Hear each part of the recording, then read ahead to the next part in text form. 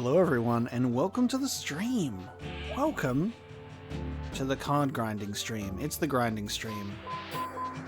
Bumping and grinding on some Yu-Gi-Oh cards today. I'm prepped. I'm ready to go. Booted up the old PlayStation 1 so we can just play some card games.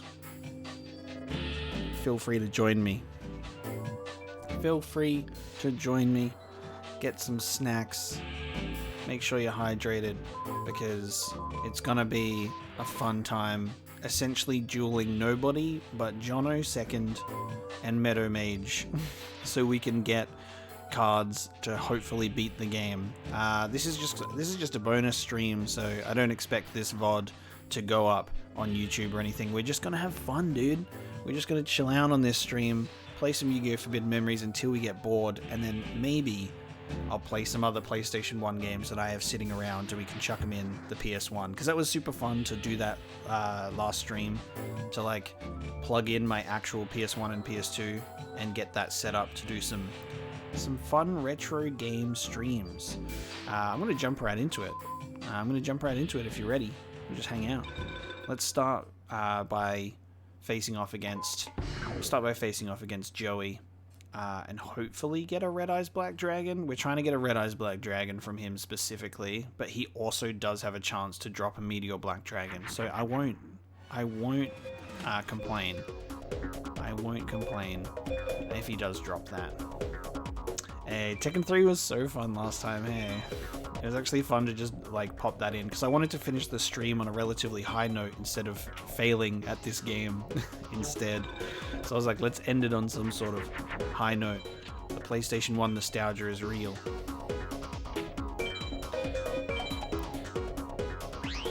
It's nothing but card games for now, and then we'll see what we can play next time I should say. That's right. Words. Hopefully these duels that we have should be like relatively straightforward. We should be able to overpower and beat both of these dudes for their cards constantly. It's a shame that I did so much in hindsight. It is a shame that I did so much grind work against these guys on my other save file when we were playing on the emulator, and I got the cards I wanted. I got Red Eyes Black Dragon, I got Meteor Black Dragon. However, we're not playing on that save file anymore. So it was all for nothing. Because now we're back on my original save file. Which does have some good cards that I like.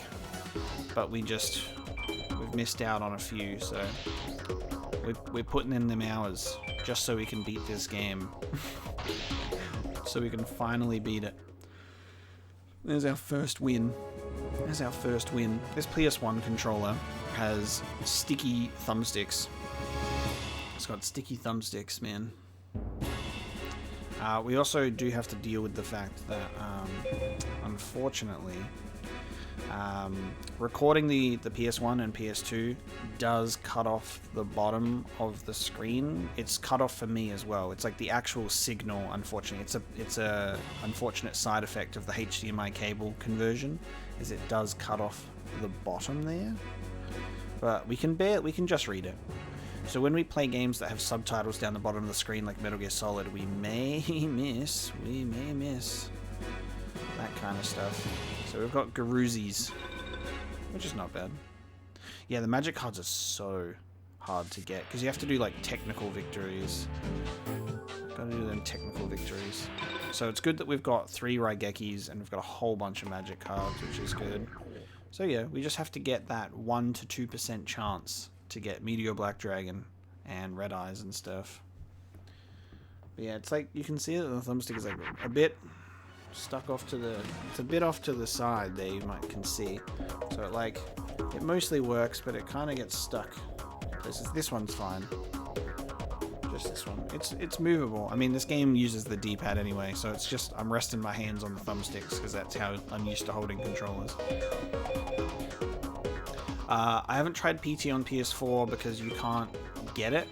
I got a PS4 well after PT had been delisted, so I played PT through PC, like on a PC fan-made remake, and I did a video on it on the channel of my playthrough of it as well.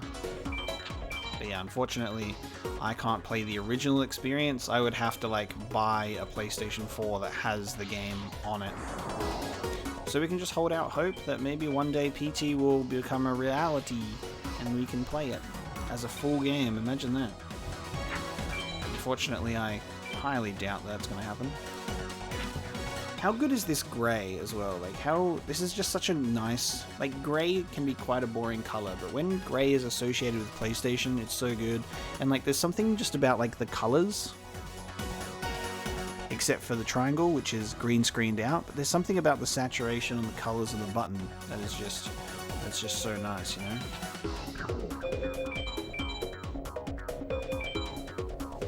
Megamorph.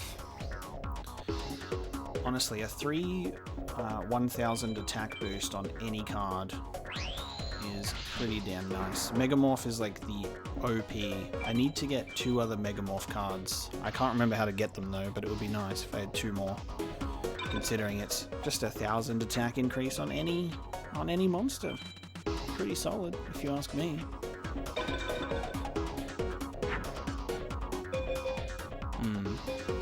Alright. Well, we've won.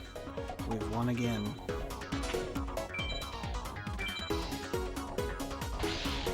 How are you guys doing, by the way? What are you guys up to? What time is it for you guys?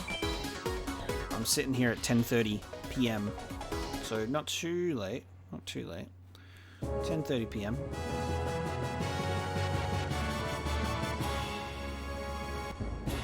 Frog the Jam. Well, that sucks. Fucking Frog the Jam.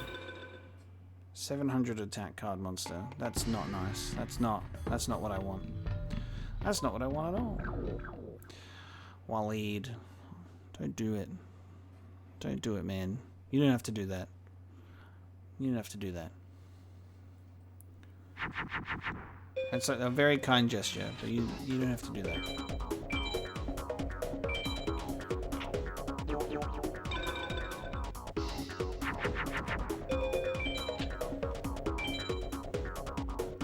Yeah, Megamorph is crazy in the TCG, you're right. You're right. It's funny seeing like the cards in this game and how they have like a different effect to the actual card. Obviously that is because this is a... Oh, he killed my monster, I didn't even notice. That is because this was based off the OCG, right? What? Oh, shambles. I was like, warrior type, has a sword, legendary sword will go with it. That's fine. Apparently not. It only goes with Gaia the Fierce Knight, which doesn't even have a sword, he has a lance. But, sure thing. Yeah, pretty sure this was based off OCG. Is what, we were having a discussion about it in one of the previous streams, because this follows no rules whatsoever. This follows zero rules whatsoever. The actual game, they made up their own rules. They're like, there's this cool Yu-Gi-Oh game that's out, we should do something about it.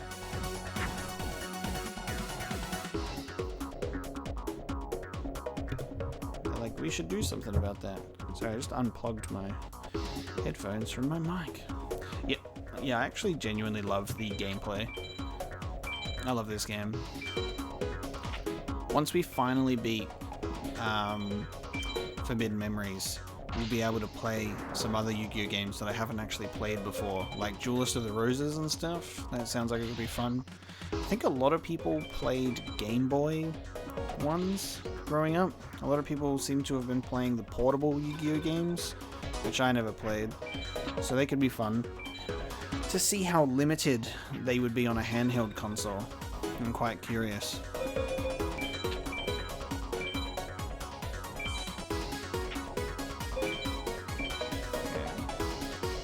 We're in a situation where we're not really going to lose any of these duels. We'll be fine. especially against Joey. The strongest card Joey can actually play is Red Eyes.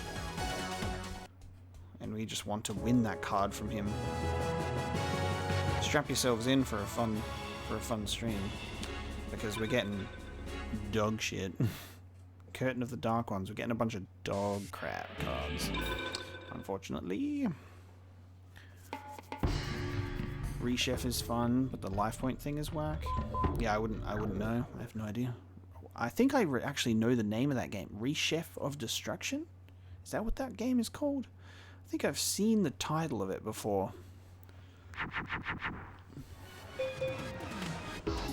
I'm not sure. Well, yeah. If you want, still having no idea how this card game works, you will definitely not have an idea of how this card game works by watching Forbidden Memories or playing it, because it's the complete opposite. The only thing that correlates is you play a card and you can attack monsters, and there's life points, but the life points are different. The life points are different. The rules are different. You can only play one card per turn in this game. You can fuse any card you want for some reason. Speak of the devil, and it shall appear, by the way. There's our Red Eyes. If only we could actually obtain it ourselves.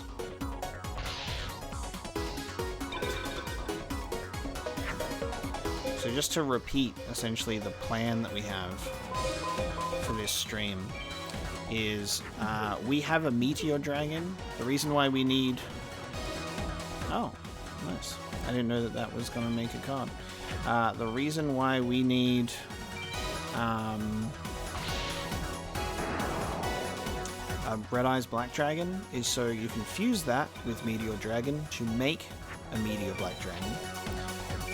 So we want one of those as a fusion. We also want to obtain the Meteor Black Dragon itself, so we actually have that as a card.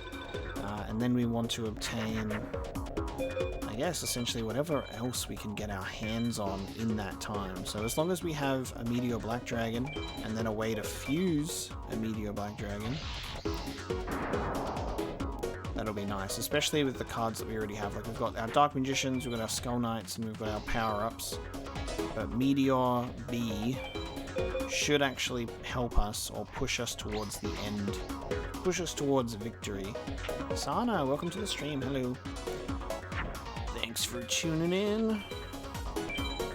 Only rule knows that dragon is win card. Exactly. If you want to win in Forbidden Memories, you must wield the power. You must wield the power of the dragon, and that is essentially it. You can't, there's no card in this, there's no Gate Guardian that you can win. You can't win Gate Guardian in this game, you can only ritual summon it, unfortunately. Bit of a shame, that one. It'd be nice if you could just win Gate Guardian.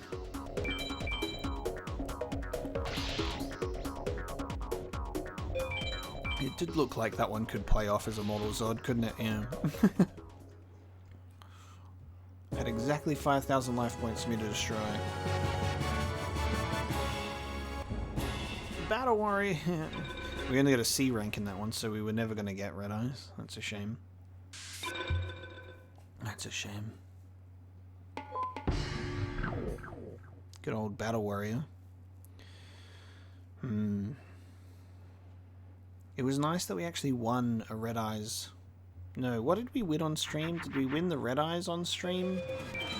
Or the Meteor Black Dragon on stream? I think it was Meteor B, which was such a nice moment. All to waste now.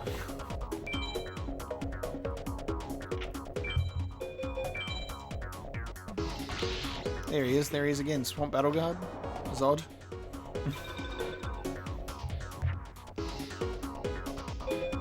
How far am I in Elden Ring? I'm about 18 to 20 hours. About 18 to 20 hours into Elden Ring. terms of how far I am, I can't really say, hey, because I don't really know. Just still taking my time. I've recorded 8 episodes worth of content for Elden Ring, so about like that 18-hour mark. 18, 19 kind of thing. Did I already clear the castle? I haven't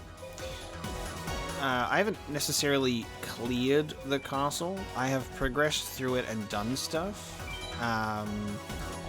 I've done fights in that castle, but I haven't explored it to its fullest extent. No, there's still a lot more that I know I have to get in there, so I'm still kind of stuck in just exploring the nitty-gritty corners of the world at the moment. Also, yeah, Zero, in regards to the PS1 version, that's because I believe the version of the game that I was playing on the emulator was the North American version. So that's why it would look the same as yours, but the one that I'm playing is now the PAL region. So it's the PAL version in Australia, European Australian copy of the game. And what I've found is pretty much all the time differences between games is the versions always have really subtle differences. Always subtle differences, whether it's like visual or color or anything like that. I think it also comes down to like something to do with how NTSC and PAL discs read, something like that. But yeah, that's why there's a difference now, because a lot of people, when I was playing PS1 games and I've done like Silent Hill 1 on the channel, people are like, oh, this like looks or plays so different to my version, and that's one of those weird little quirks, I guess, about differences.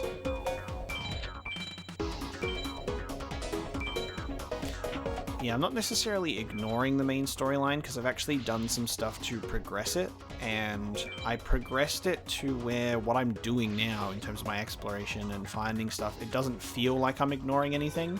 It feels like I got to a point in the game where they were like, okay, cool, now go and find these things in these locations. So it just feels natural to just be running around the world and exploring it, which is exactly what I'm doing. And it's awesome.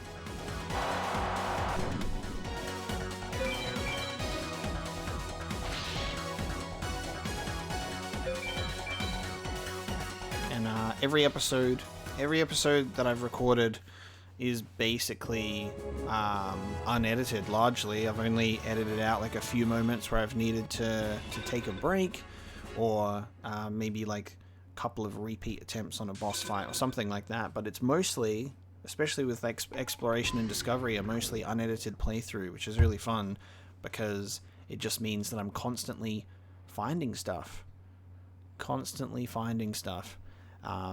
In every episode. So I think there's definitely stuff to enjoy in all of the episodes that will be coming out. Episode 4 is going to go public on the channel tomorrow. Patreon Early Access got episode 5 today.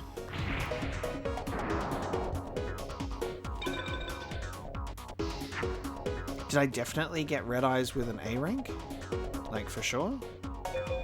Because I'm pretty sure A rank is, when I looked it up, was either no chance or less chance. Maybe the thing that I was reading was inaccurate, because I thought it only mentioned you can get it on an S rank.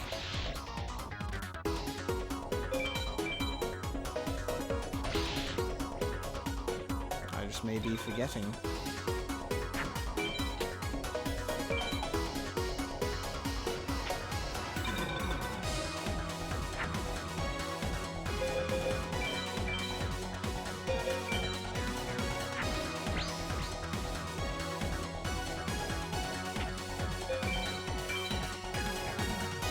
Hey Taurus, how you doing? Welcome to the card grind, my friend. Welcome to the card grind.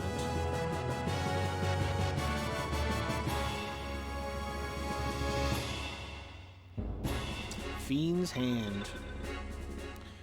Yeah, it's really weird that, like, the S power rank is realistically the highest rank that you can get. But it's still just, I feel like just the RNG drop rate, or how they decided to give you, you know, your cards is very questionable. It's weird. It's weird. Because the game should go, ah, you performed really well, here's a good card. But instead it just goes, oh, you performed really well, here's just a fucking random card. Yeah, we definitely got lucky because the percentage is really low, dude. The percentage chance is low. Like, I think, like, obviously I can say to you, like, you can see how many wins I've gotten against Jono on this save file and Meadow Mage. Over 70 wins against Jono and over 140 wins against Meadow Mage. And in this save file, I have no Red Eyes, no Black Meteor Dragon, Meteor Black Dragon. But on that, the emulated save file, I did grind for like quite a lengthy amount of time, and managed to get Red Eyes and Meteor Black Dragon much sooner. It's just the pain of RNG. It's just the pain of RNG.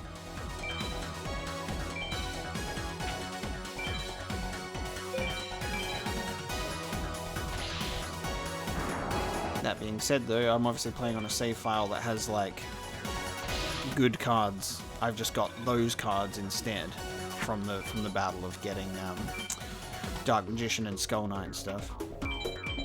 It is less than 3%. It's like, so it's pretty much like, I think it was like 1.4 something for Red Eyes. It's not good. It's not good.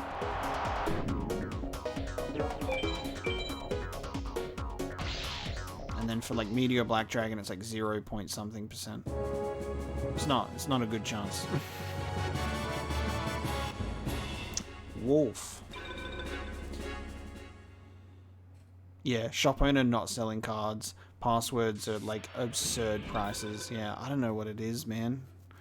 They definitely were they just threw some. It's hard because this game is so nostalgic and so fun, and there's so many cool things in it. But then when you get down to the logistical standpoint of beating this game, it's a joke. It's a joke because of how much you can't just progress through the game normally because the amount of cards, the ridiculous cards that they throw at you. Like, they have like 3,500 monsters. At the end of that stream, when I gave up in that save file, Kaiba threw three Blue Eyes Ultimate Dragons at us in a row, 4,500 every single time. And we just have to shake that off and be able to survive. It's crazy. And we didn't survive because it's funny because we had a counter for all of them. We had a counter for all of them, and they still just went. But now here's something else to make you lose. I feel like the AI is pretty built against you in that sense. Taurus, Elden Ring is fantastic. It's so good. I am pacing myself in the playthrough, and I'm trying to not record too far ahead of time, and I'm also not rushing it either because I have no reason to. There's no reason to rush. I'm taking it very slow, and it's awesome. It's so much fun. Just loving exploring the world and taking it all in. It's great. Mechanical Spider. Alright, we're at 80 wins at the moment.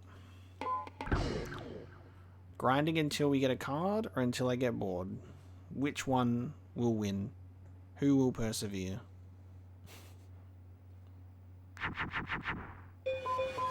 That's a nice fusion to have in the beginning. I like that. That's cool.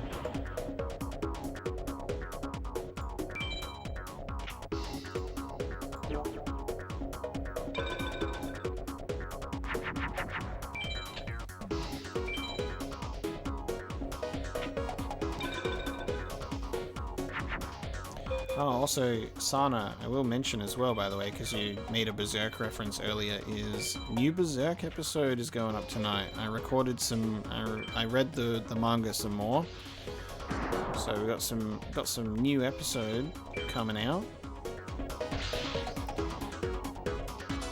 Reading some pretty cursed chapters at the moment. It's a very grim part of the story. I feel like that can be said about any part of Berserk. It's pretty grim. He just threw a second red eyes at us. Do you think he could be nice and like actually maybe give us one of them? It'd be nice if he gave us one.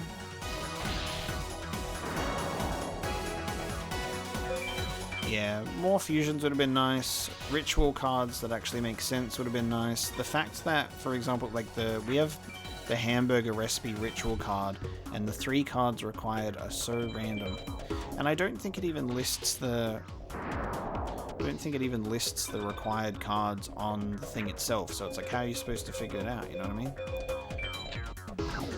Can I just mention that he's just thrown 3 red eyes in a row? This is exactly the same shit I was telling you. That, like, I don't know if it's what it is about the AI of this game. I don't know what it is about the AI of this game, but Kaiba did this same thing. 3 of his strongest cards in a row. Is it if you perform too well, or like at the beginning, that the game just tries to... It's like Mario Kart, right? When you're first, all of the other races behind you speed up past their normal limits to still challenge you and overtake you. It feels like that's what that is. Which is so bullshit. Like, it doesn't allow you to be OP, because the game is just trying to fuck you in ways you don't want to, you know? And then you still win. Red eyes. Oh, we got an A rank. That would have been interesting if we got red eyes on A rank first go and just proved your theory, but unfortunately not.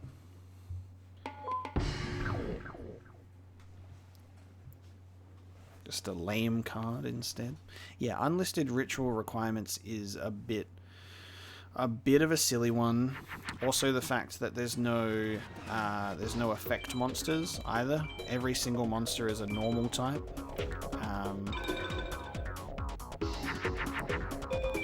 Just strange that they decided to like hard code only being able to play 1 card on the field as well. Like, I understand 1 monster, but it doesn't let you play an additional magic or a trap card.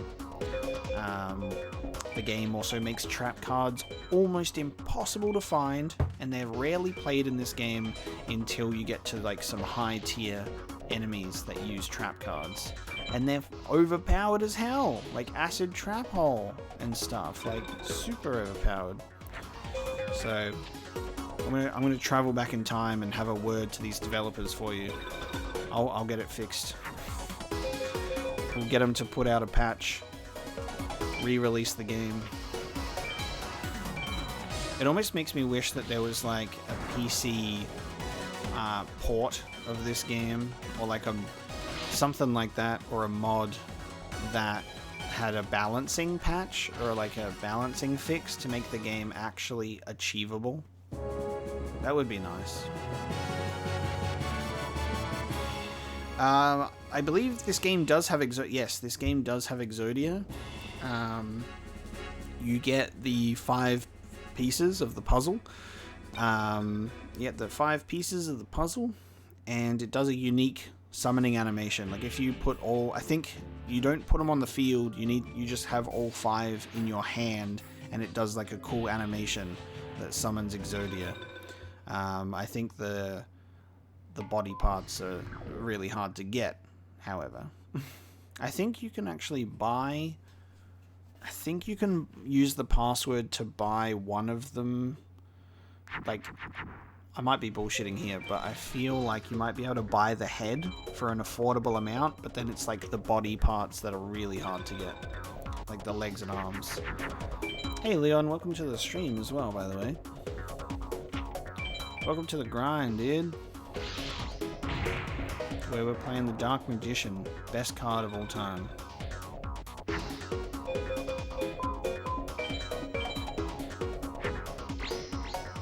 Here's your legendary sword in action against a card that uses a lance. 2 lances to be exact. With a purple horse.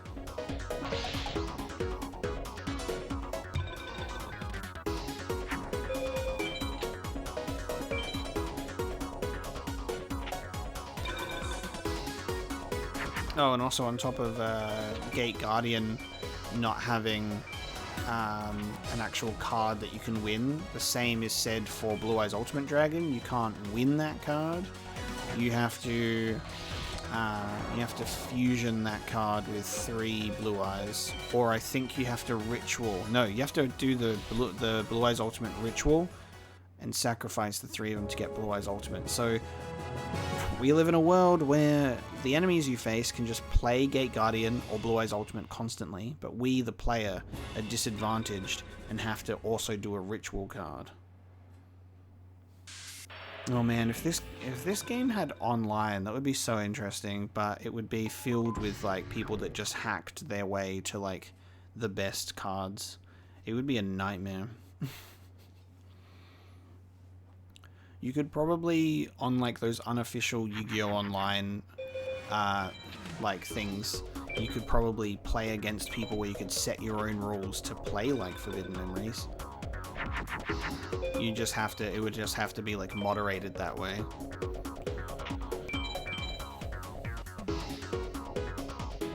The game was thinking about that for a sec. I also love my Half-Life 2 series. Unfortunately, it's getting a lot of attention right now. The first episode seems to be hitting the algorithm, so a lot of people are tuning in to tell me that I'm trash, slow at the game, and it's impossible that I haven't played it before. So I'm getting some really positive feedback on that one. Not to mention everybody who keeps trashing me that I've never played a first-person shooter game before. It's alright, guys. I'm thick-skinned. I will survive. Because I'm good at Halo, which means I'm good at first-person shooters. I'm just useless with a keyboard and mouse. And that's what I'll keep telling myself. We starting to bet money on how long it'll take to get these cards that I want. I'm gonna get the card I want right now. Joke's on you, I wanted a battle steer, so I still win.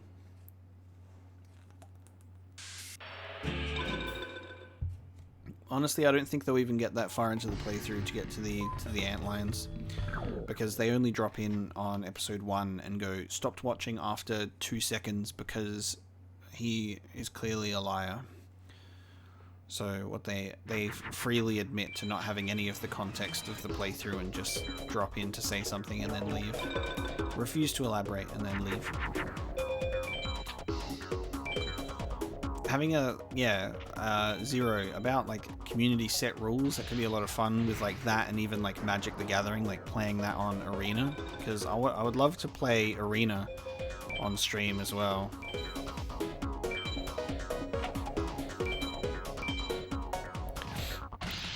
I get that, Waleed. I think criticism is fine, and I don't like shy away from that, or I don't like cry about it. Criticism's perfectly fine and acceptable in this world, and I'm open to it. I'm not immune to it. I just think that there are ways to communicate it in a way that isn't just being mean about it, which a lot of people tend to be mean about it unnecessarily. You know, that's where the problem lies, I think.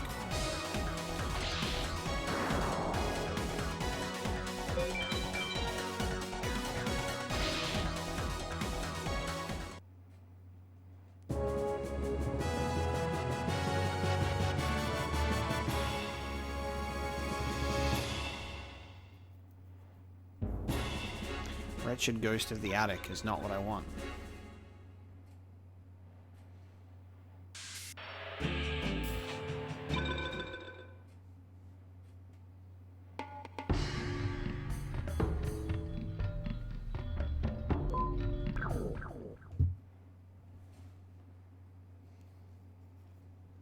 Only if you bet your blue eyes white dragon. Money has no power here, boy. You gotta gamble with your cards and also your grandpa's soul. That's how Yu-Gi-Oh works. And then you get blackmailed into joining the Duelist Kingdom to win back your grandfather's soul, but also make your best friend play who needs the prize money for his potentially blind sister. And then you need to fight each other and then beat that friend of yours who needs the money for his blind sister and say, "Suck it, Joey. Your sister's going blind."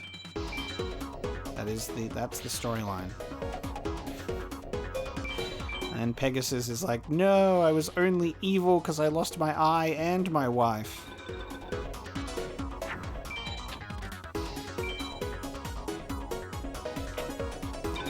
I love the plot of Yu-Gi-Oh, man. It's a blast.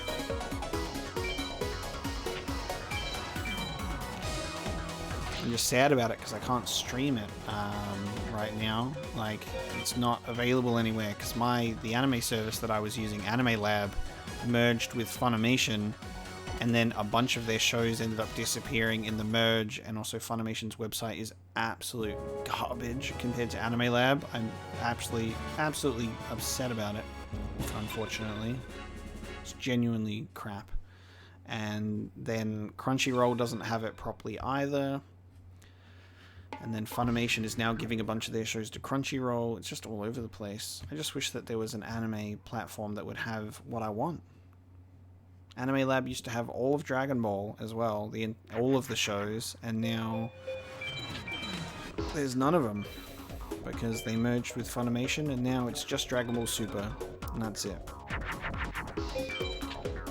Anime streaming is hard, dude, because nothing's ever in one place. And even though I've never watched One Piece, any streaming service that has One Piece only has like 2 seasons. And I'm like, this is one of the longest animes and mangas of all time. And you're telling me you can't get a cohesive amount of it on your service? I will never watch it in that case. You know? Yugi Boy. Pegasus was a very interesting villain. Very interesting villain.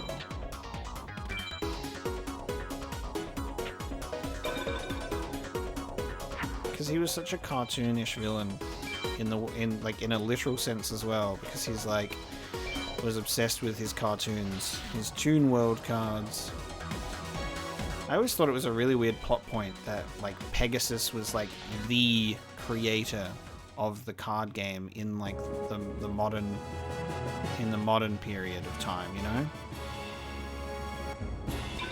Aha, another battle steer, just what I wanted. Crunchyroll has all of Yu-Gi-Oh in your region.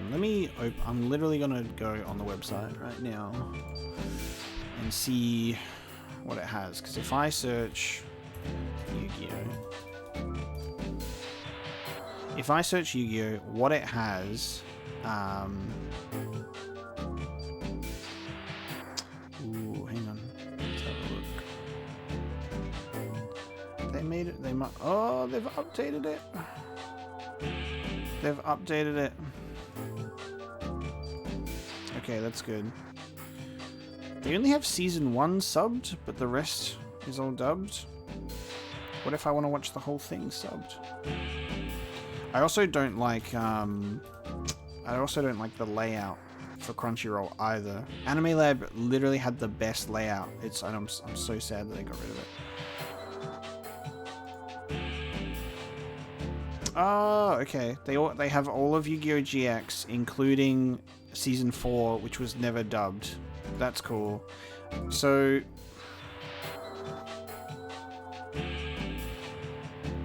That's cool. So when I checked this literally a couple of weeks ago, none of this was there for me. That's why I was upset about it. Now I'm not so upset anymore. However, with Dragon Ball, Crunchyroll only has Dragon Ball Super, and that makes me sad, because Dragon Ball and Dragon Ball Z are awesome, obviously. It looks like, because you can see in the seasons, it says Yu-Gi-Oh! Season 1 subtitled, and then the rest just say Season 1, Season 2, Season 3, and I don't know. I'm just trying to see if I can be sub. Last time on Yu-Gi-Oh! GX. Yeah, unfortunately, it's, I just clicked on it. Yeah, no, it's not subbed. If it doesn't say subtitled, it's dubbed. So, for me, no. But that's good to know. I can watch all of Yu-Gi-Oh! If I want on Crunchyroll.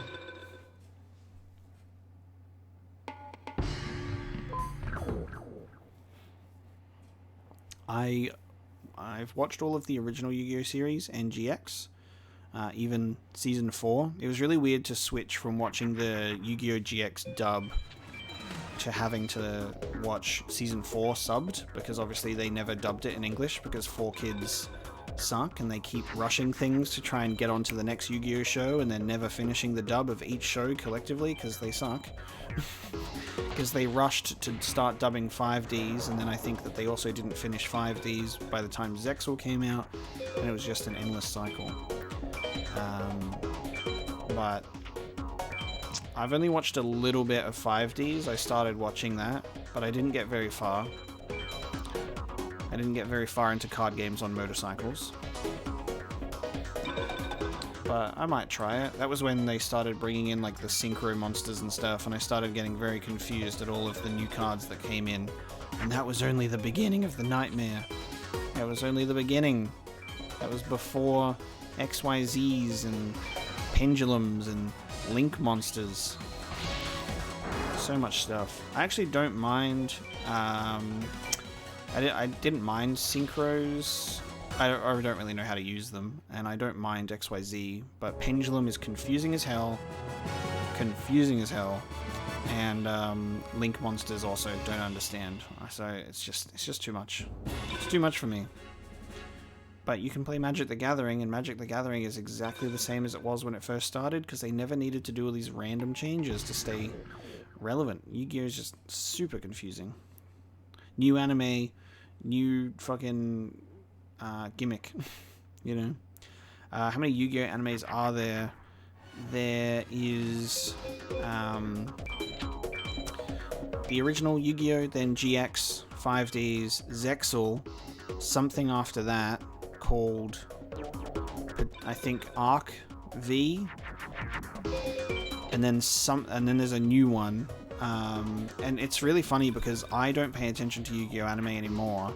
So when I've like looked it up to see, and I'm just like, oh, another new anime. It's it's just crazy. I'm just like, fuck, man, there's so much. Oh wow. To the point that there's actually an extra one on top of the one that I just said. So Yu-Gi-Oh! GX, 5Ds, Zexal, Arc V, which is the last one that I was properly aware of. There's one called V-Rains or Vrains. I don't know, it's like listed as one word. Yu-Gi-Oh! Vrains. And then another one called Yu-Gi-Oh! Sevens. And then another one called Yu-Gi-Oh! Go Rush. Yu-Gi-Oh! Go Rush. Which was announced on December 18th, 2021. So they don't stop, man. Like, they have a new series and it goes for like 2 years and then it's over, and then they announce the next one. While that other anime series is going, they announce a new one and go, here's the next one, and that goes for a couple of years, and then it's the next one and that'll go for a couple of years, which I think's crazy. Yu-Gi-Oh! GX went for 4 years. Yu-Gi-Oh! 5Ds went for 3 years, and then after that, every single anime has consecutively gone for 1 to 2 years. For some reason, they're just really just rushing through it, which I think is really strange, right? Meanwhile, the original series went for 5 years. So I don't know what it was. Maybe they're just afraid to stick to an actual long developed story with the same characters. OG and GX are definitely superior. They're so good. But there's way too much. There's way too many characters, way too many cards, way too many mechanics.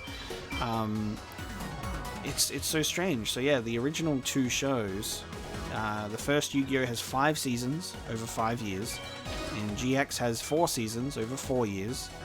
5Ds. I don't know how many seasons 5Ds actually. I closed the tab, but that went for 3 years. I assume 3 seasons.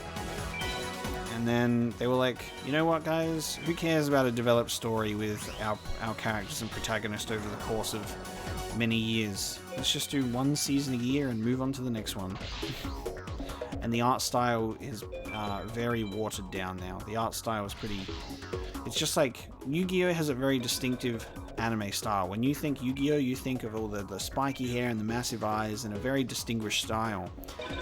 The recent animes have almost completely removed that, you know? It's not even a thing. It just looks so generic, which is a shame. You know, it's a shame. And who's naming these things? Who's naming these things? Yu-Gi-Oh! Go Rush. What the fuck is that? Yu-Gi-Oh! Vrains. Who's naming something Vrains? What does Zexal even mean? Yay, we got Swamp Battle Guard. That's our very own Immortal Zod. What does it all mean, guys? Because I do not know.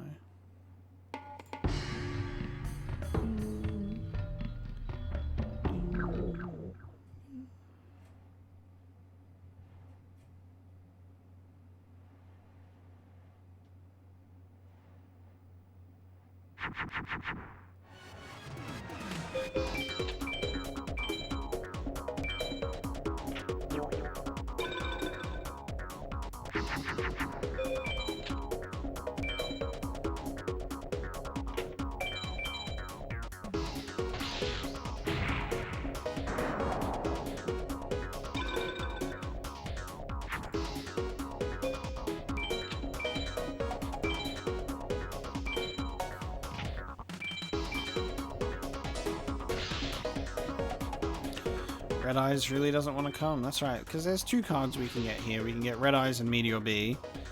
Or, if we go up against Meadow Mage, Meadow Mage has a chance for Meteor Black Dragon, Dark Magician, Skull Knight. There's a lot more, but we specifically want Red Eyes. As soon as I get one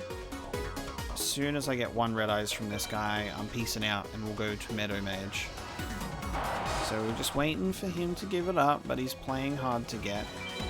He's playing hard to get. We're winning these duels easy enough and fast enough, which is good to keep progressing through it. We'll see. Does Dex know anything about Yu-Gi-Oh? I have no idea, actually. Red Eyes Black Dragon! Woo! Red Eyes Black Dragon, there it is. We got Red Eyes Black Dragon. Alright, I need to quickly save. There it is. There it is. We got it. Whoa, baby. Done. Red Eyes Black Dragon. Nice. Alright, we can now fuse Meteor Dragon into Red Eyes. Yes.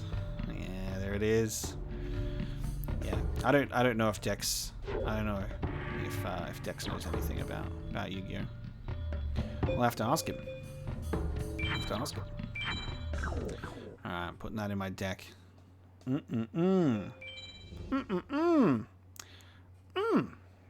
Tasty. Alright. So we got that done. What did that take us? Under an hour. Cool. For 1 card, Meadow Mage time. Alright, now it's Meadow Mage. And we have a chance to get, obviously, multiple good cards, but the only one that we want is Meteor Black Dragon. The chance to get Meteor Black Dragon is higher with Meadow Mage, and that's why we've switched. And we pull him first turn. The chance to get Meadow Mage is... Meteor B is higher against Meadow Mage. It's like... significantly higher by like 1%, I think, compared to Joey. Otherwise, we'd just stick with Joey. I'm almost tempted to stick with Joey because we could get more Red Eyes Black Dragon. Significantly doubt it, but probable. And Waleed, thank you so much for gifting a sub as well, man. Much appreciated. Red Eyes Black Dragon hype.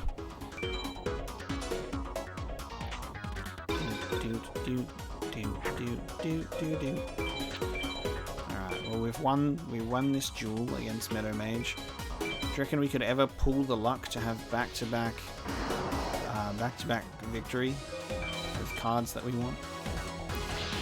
If you read up about the speedrunning tactics and how to manipulate the RNG of this game to get the cards you want, it's super interesting, because a lot of them talk about how this game has a specific seed number, and how the seed number goes up by 60 every second because the game runs at 60 frames per second. So you have to like manipulate and time the game to get a specific seed number to get a specific card. That is how the game generates its cards to give you as a reward. And nobody has time for that unless you're a hardcore speedrunner that needs to manipulate RNG, you know? And it's just like, it's too much math. They literally run like a program. They literally run like a program to like be able to figure out RNG and coding next to the game to make it work. Just so they can get a stupid card. That's the kind of system that these guys have created for us, unfortunately.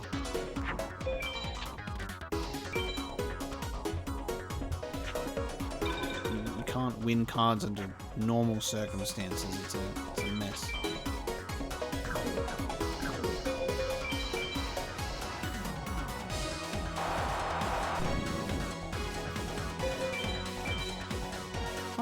I want a chicken piece. I wouldn't mind a chicken piece. I'm not even that hungry, but I'd accept it. Goddamn white dolphin for an S rank, man. Nobody wants a white dolphin. Nobody in this world wishes for a white dolphin. What's winged trumpeter again? Increases the power of fairy creatures. So that's what we won last time. I've already got 4 of those. That's fine. What else? What else can I get?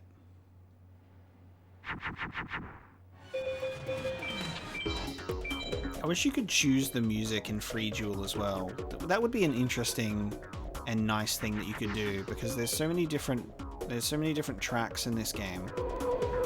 Really good like battle themes, and I kind of hate the Free Duel theme, especially as it's one that you'll hear the most because you do a lot of grinding here. It'd be so nice if you could choose the song. Another one of those things. I don't see why not.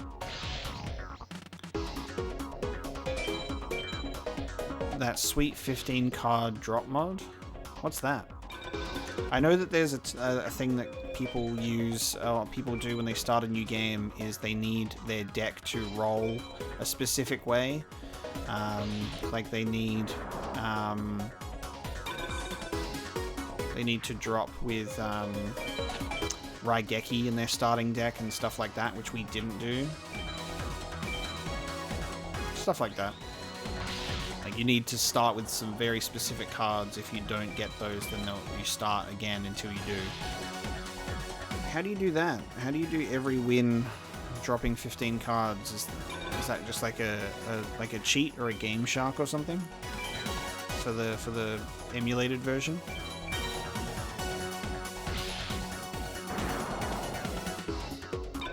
When you S-Tech, you S-Tech 15 cards. What? Oh, it's a modded version. Okay, cool. It's a modded version. I was about to go insane. I just thought that S-Tech normally gives you 15 cards. I was like, I swear it does not. But that makes sense. That's cool, though.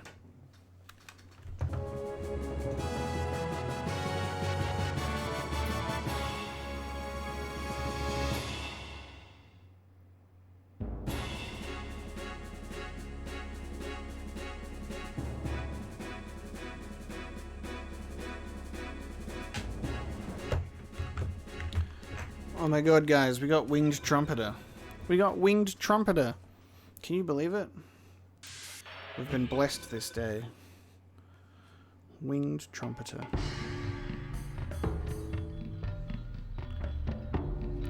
I got one of those, like, you know, when, like, the skin next to your nail, like, tears a bit?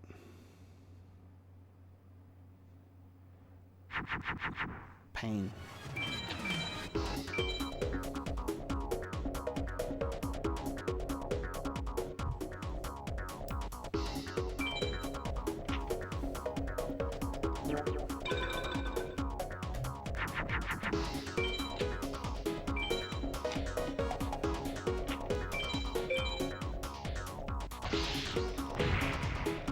That's my favorite thing to do. Just putting down my strong card in face down attack mode, and they always attack it every time.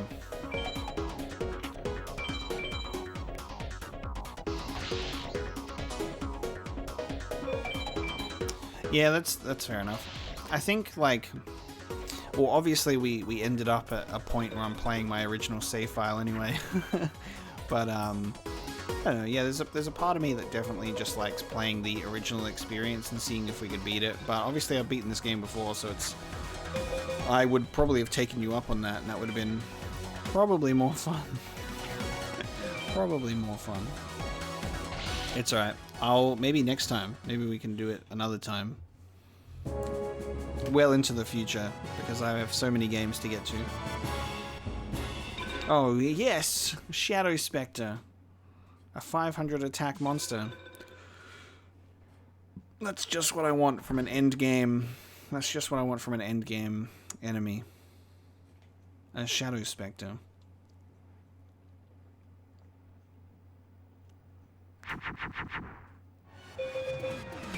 I'm curious about how long it might take us to get the card that we want here. It could be this jewel. It could be 5 jewels from now. 50 jewels from now.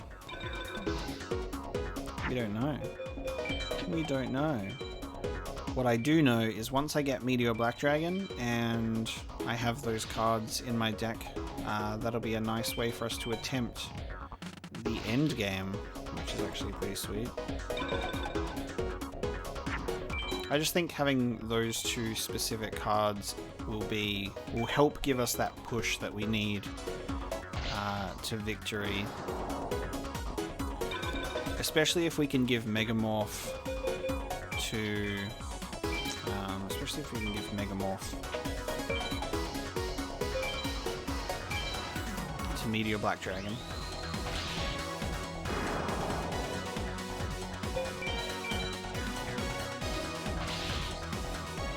The only problem is, and something that's really kind of upsetting about these endgame characters, is they have the most powerful cards in the game, and if you get stronger than they do, they will pull out like Acid Trap Hole and kill you immediately, or Raigeki and kill everything you pull out immediately, and that it just hurts, man.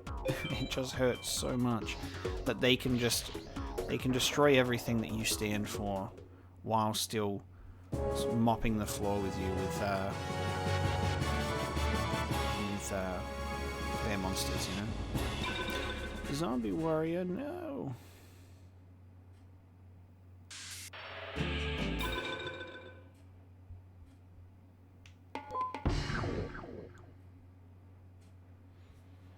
It's alright. I don't think you'll have to depart from this game for a while. We're still here. We'll see how long we get stuck on the end game, like genuinely.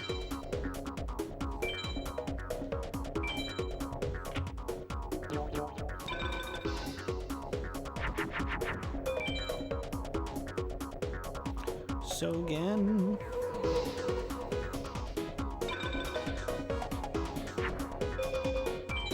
It's funny that like going up against Meadow Mage with my deck, this current one is actually, it benefits from him putting that field card down, because I have multiple cards that will get that boost. I have cards that will benefit from the Meadow Mage's field, and cards like Skull Knight and Dark Magician that benefit from the end game bosses, because they all play with dark fields. So it's a piece of cake.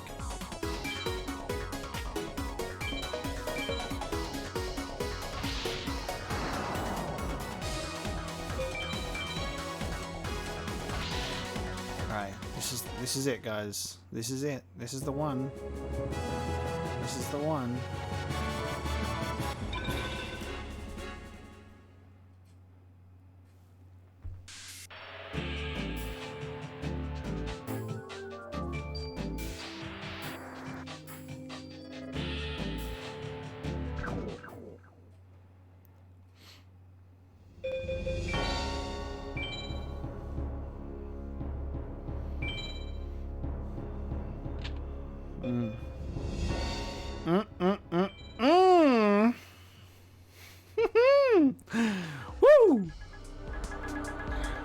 Oh, baby. Why don't we just go all the way to the fucking end of the library? Where is he? There he is, baby.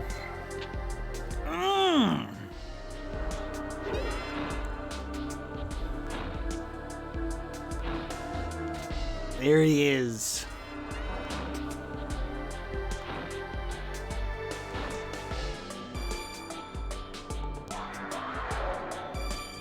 How crazy is it that it's taken me this long to get this guy on this save file after 940 plus cards, man.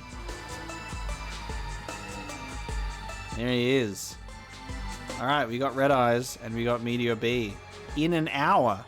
In 1 hour. That's not bad. You were here. You were here when Apocalypse got Red Eyes Black Dragon and Meteor Black Dragon. Wow, guys, look. A card with the ingredients for making a delicious hamburger. But what cards do we need? Oh, it doesn't tell you? Cool. How do you figure it out? You just gotta call the... I bet. Is this one of those games that has like the call our hotline on the back for help with the game? I wonder if it has one of those. Because a lot of the old school games were like, if you're stuck, call our video game hotline. Yeah, need help with Yu-Gi-Oh! Forbidden Memories? Call Konami UK hotline number. Calls cost 75p per minute. You want to call them up and be like, yo, what the fuck's a hamburger recipe? What the fuck is a hamburger recipe, bro? You guys didn't know this about how pretty much most old games always had a helpline on the back of a manual. I'm pretty sure, because this is Konami, it should be on the Metal Gear Solid one as well. So if I open up Metal Gear Solid and I look at this manual, yeah, on the back here it says, need help with Metal Gear Solid? Konami UK hotline number. Calls cost 60p per minute. It's cheaper to get help with Metal Gear Solid than it is with Yu-Gi-Oh! Forbidden Memories. They get a 15p premium to help. As if you guys didn't know about this. This is like the back of booklets are like, do you need help with this? Call their UK hotline number. I don't think that it's like, I don't know if it's tips for the game or stuff, because I've never done it. I assume it would be like help with the game itself. But it might also be like technical stuff. Oh, also this is cool. While we're here, and I opened up the Konami manual, I think this is really cool, but even though he's not even in the game, the artwork for Big Boss is in the Metal Gear Solid 1 manual. How cool is that? And he looks exactly like he does in Metal Gear Solid 4, dude. So cool.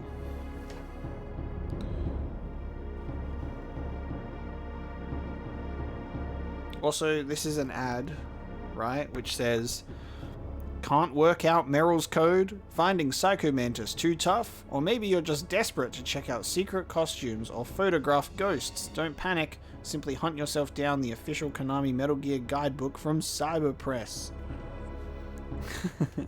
Ollie, you missed just our grinding for some cards. We're just grinding for some cards, and we got them, dude. We got our Red Eyes Black Dragon and our Meteor Black Dragon, which is pretty sick. Which means we can try the campaign, dude. And also, Cryptic Dad, welcome. Hello. Welcome to the stream. Right at our moment of victory. You want to see if we win? We have to get lucky. We still have to get lucky. We have to pull Meteor Black Dragon, potentially give it a Megamorph, make sure we equip it with the right Guardian Star so it can overpower Gate Guardian. Specifically to overpower Gate Guardian, we need to pull Raigeki for Seto's Blue Eyes Ultimate Dragons, because there's no way that we can beat that unless I do Meteor Black Dragon at 4500 attack. This is still tough, but it's better because we have one of the most strongest cards in the game. I am sort of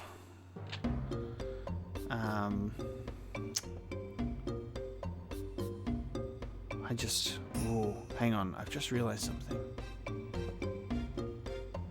There is something that... I think that there is something that we can do in relation to these cards. There's something that we can do. And it might be... It might be in our best interest to do so as well. I'm just trying to remember how this works. Yeah, you've got the right idea, Zero. I can't remember how this works. I need to look this up.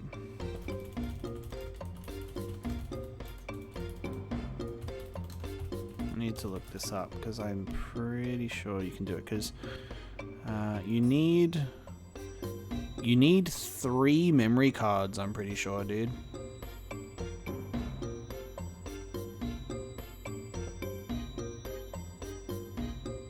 Yeah, no, I remember. No, I remember what you have to do. You need 3 memory cards.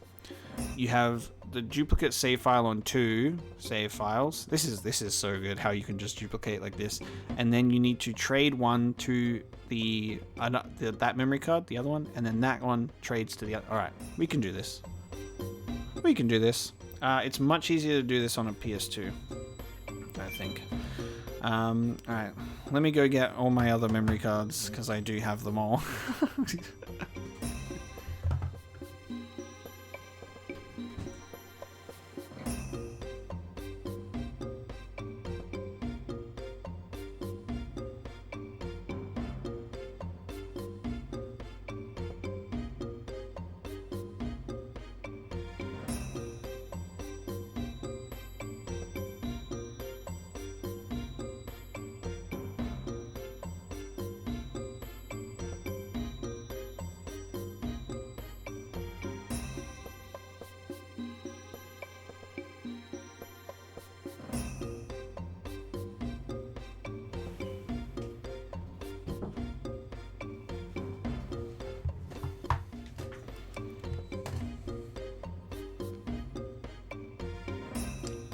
Alright, we're gonna do the thing.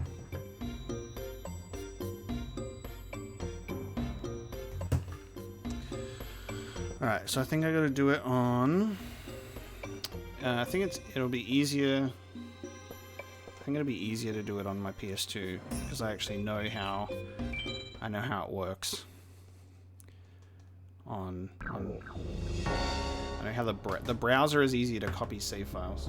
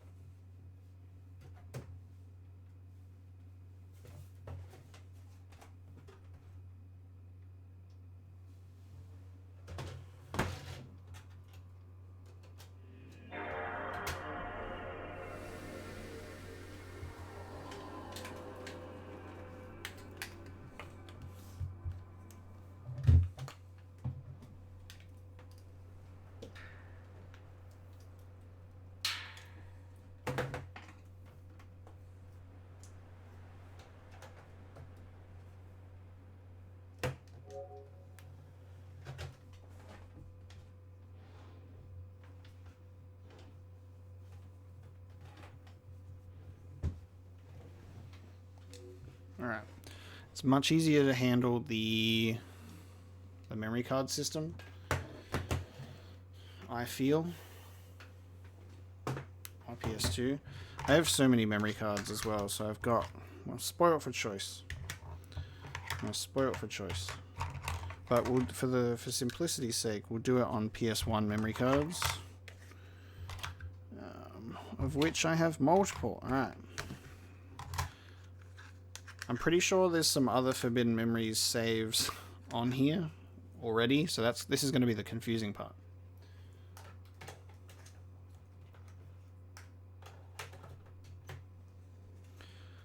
Let's see if these memory cards even open. Oh yeah, I can name the new game save file Mapo. That's funny. There it is, memory card 2. Okay. Oh yeah, this is my Disney memory card. So there's Tarzan, Lilo and Stitch, Buzz Lightyear of Star Command, Disney's Atlantis, Monsters Inc., Aladdin in Nazira's Revenge, Toy Story 2, Emperor's New Groove, and Hercules. Okay, so that's my Disney memory card. This memory card that I've had since I was a kid just has Aladdin written on it, because you need a whole memory card dedicated to just Aladdin. I loved that game as a kid, as you can tell, because it has the game's name on it. Didn't have a single memory card that was named after Final Fantasy VII, but Aladdin? Yeah, sure. Okay, this is Tekken 3 with 2 characters left to unlock. Tomb Raider, Tenchu Stealth Assassins, Resident Evil 1, Time Crisis, and Time Crisis Project Titan. So maybe I could use this one. There we go. We'll use this one. So, Yu-Gi-Oh! Forbidden Memories. Copy over to memory card 2. Yes. Okay. And then the other thing that we have to do is make a new game.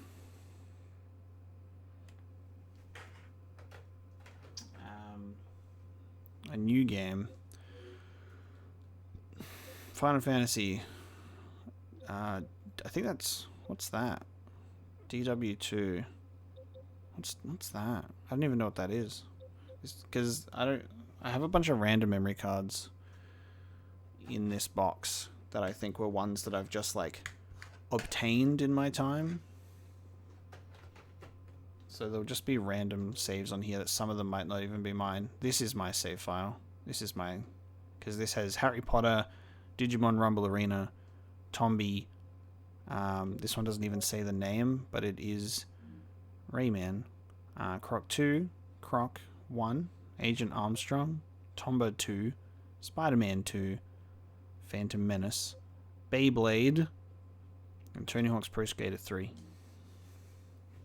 So this one's going to be my new. This one will be my new save file. So I have to switch them around because Forbidden Memories only loads from slot 1.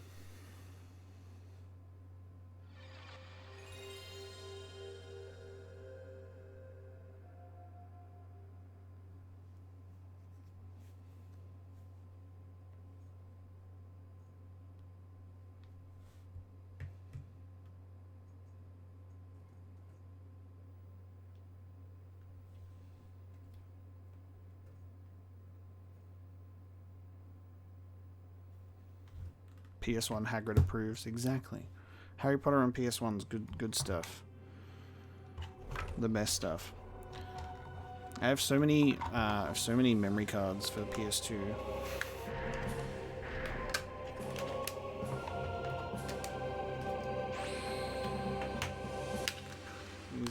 I have 6 memory cards for the PS2. Only one of them is my main one, which is this one, which I actually bought, which has a 64 megabyte space, which is awesome. And then I think 1 or 2 are backups.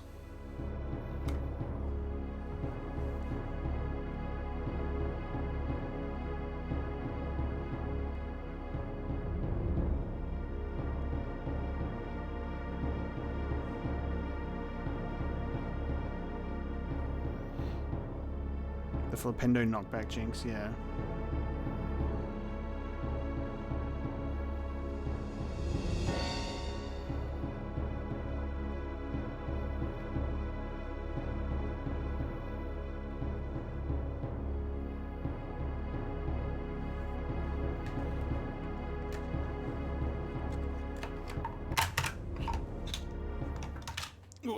Okay. this thing that I have as well in my memory card slot is like, you plug in your PS1 memory card to a micro USB into a PS3, and then you can copy your PS1 save files to a PS3 console, because obviously that was backwards compatible. That was backwards compatible.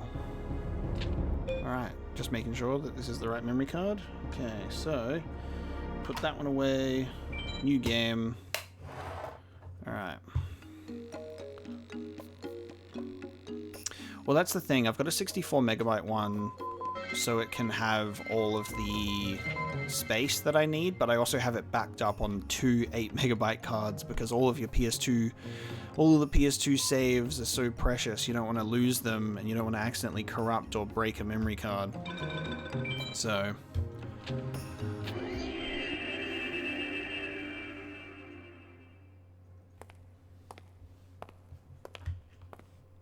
I think the funniest part about this is they really thought that they were doing something. They're like, your duelist code has been recorded. You cannot trade or battle with someone of the same duelist code. So you can't, like, battle against, you know, you can't just copy it over to another memory card. But then it's like, oh wait, yes you can. You just need 3 memory cards. And now this new game is our middleman. Can't you? I'm pretty sure you have to complete the prologue. Am I wrong? I'm pretty sure you have to complete the prologue before you can trade, right? We'll see. I can't exactly remember. Have you no shame? Wait, stop, my prince. We're in a completely different part of the game now.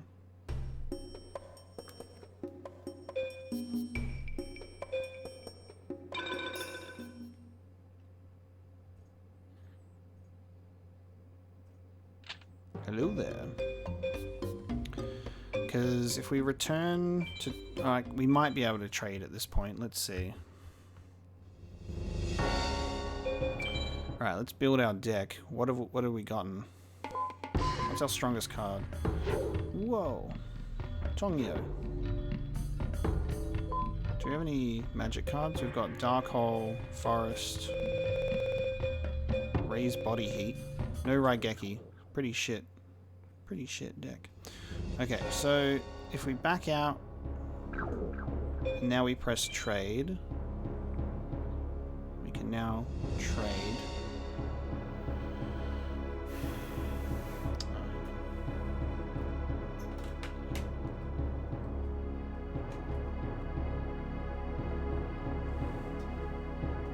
Need to just put in my backup card instead of my main one. Accessing memory card. Oh, it just said no data. Oh, I forgot to save. I didn't save. So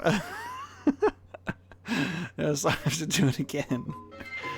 Would have probably been a good idea to save my game first, huh? Fuck's sake. For some reason I thought it would just automatically save and collect it. Very clever of me.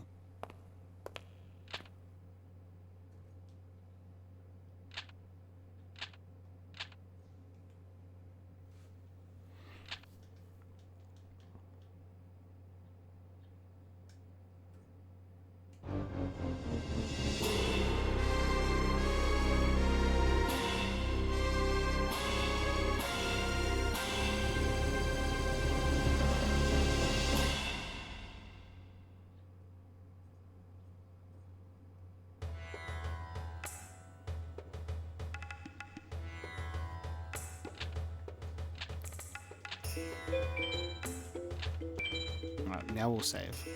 Stop, my prince.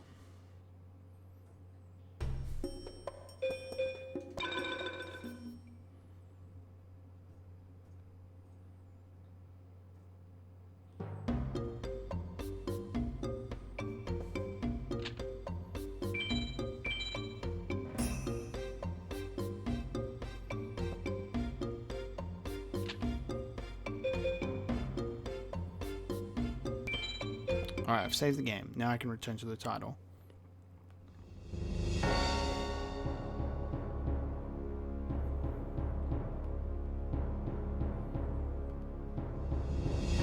Are you guys ready? You guys ready for the magic?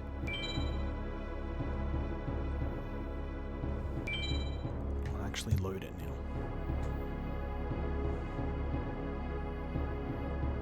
Perfect. All right. So this is what the trade menu looks like.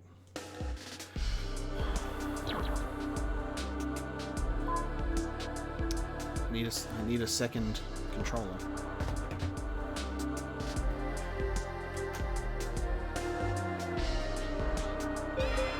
The PS1 controller is backwards compatible, so that works. Alright, so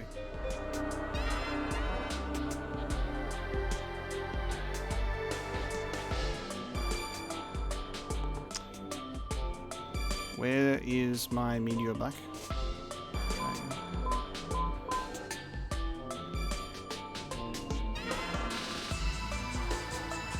Where's Meteor Black Dragon?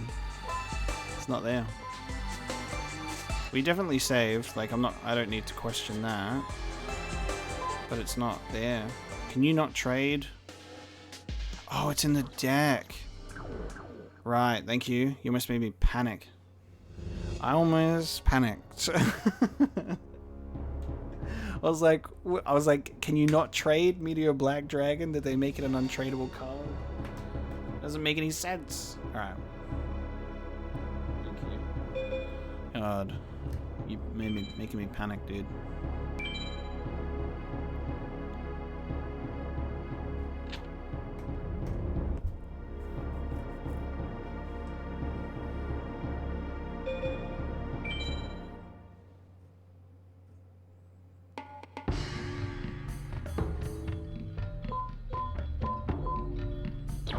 Meteor Black Dragon, get out of my deck. Red Eyes, get out of my deck. We'll also... you can trade, you should be able to trade magic cards as well, which means I should do it with Megamorph. That seems like a very smart thing to do, right? Which means I'm going to need to take some other cards out of my deck soon. I'll cross that road when we come to it. Hey! Trying to pronounce that name. I'm very bad at it. I'm just gonna say Busker Pixels. Thank you so much. Thank you so much for the sub. Alright, we'll just put those cards over. And then we'll save, because I remembered that we need to save. This is a very meticulous process. Cool. Now we can trade.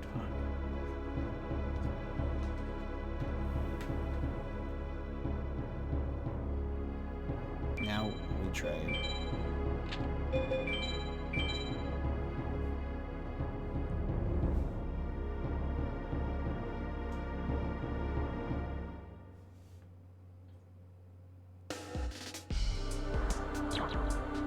Okay.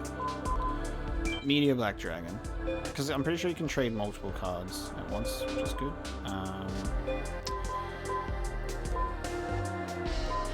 Let's go all the way to the bottom. Oh man, I have to go all the way to the bottom for magic, don't I? Okay, here we go. Magic! Raigeki. Oh no, not Raigeki. I've already got 3 Raigekis. Megamorph, right? Fuck, how do I cancel it? There we go. Megamorph, and then... Red Eyes.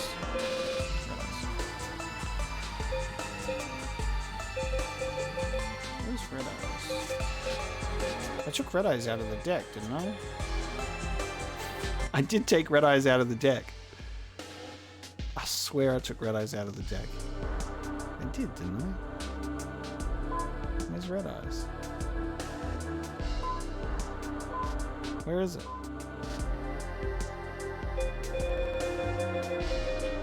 It's not in there. It's not with the dragons. Why isn't it in there? That's weird.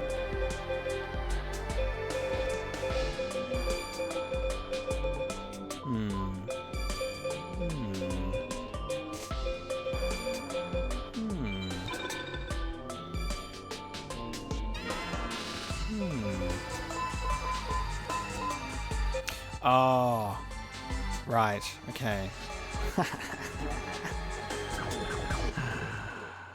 Oh, I don't think it's a misclick, but I did remember that we do have to play a couple of duels on our primary save file. This is so funny trying to remember this method from scratch and messing it up entirely. It's because you need cards in your deck to trade with, which means we have to win a couple of duels in the game.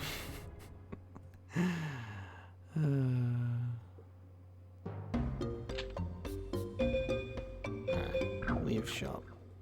We only need to win 3 duels. We only need to win 3. So we can trade 3 cards. Yeah, I'm not sure how that is his is From Software's fault, Basic, if he can't play Sekiro at more than 60 FPS.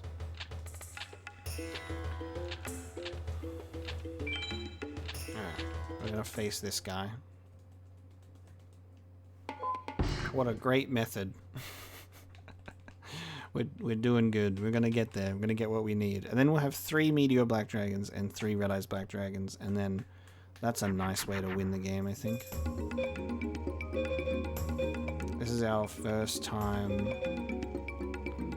This is our first time using this deck, so we have to really kind of figure out what the hell's going on, if we have any good cards in here or not. Or any good fusions.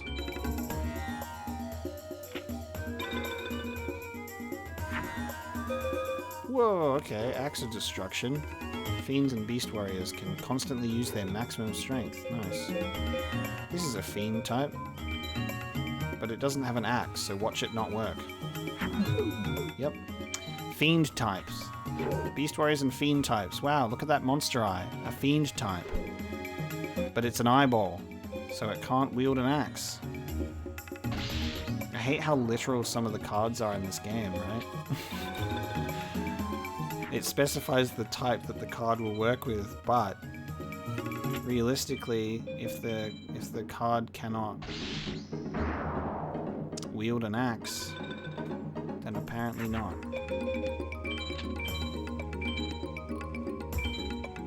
Yeah, Axe of Despair has the Megamorph effect, it's right. You are correct. That's the one that makes things incredibly strong. I used to have an Axe of Despair in my deck as a kid.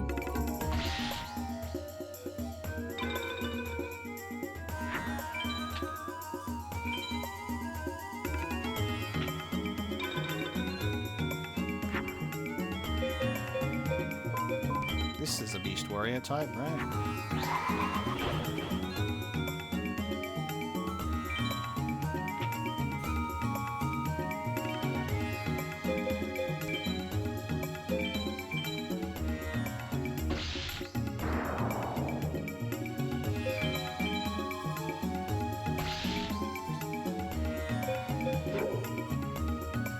Look at that symbol.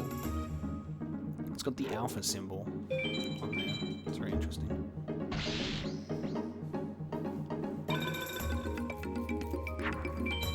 So we would have been able to use Axe of Despair on that Beast Warrior type. We just had to be a little bit more patient. Wait, we do have Raigeki. Oh yeah, because I started another new deck, didn't I? And I haven't checked it yet. God, I'm so dumb. I'm having such a brain fart moment right now. And you get to witness it live. God. That's right, guys. You guys are supporting me and my brain dead antics. Much appreciated.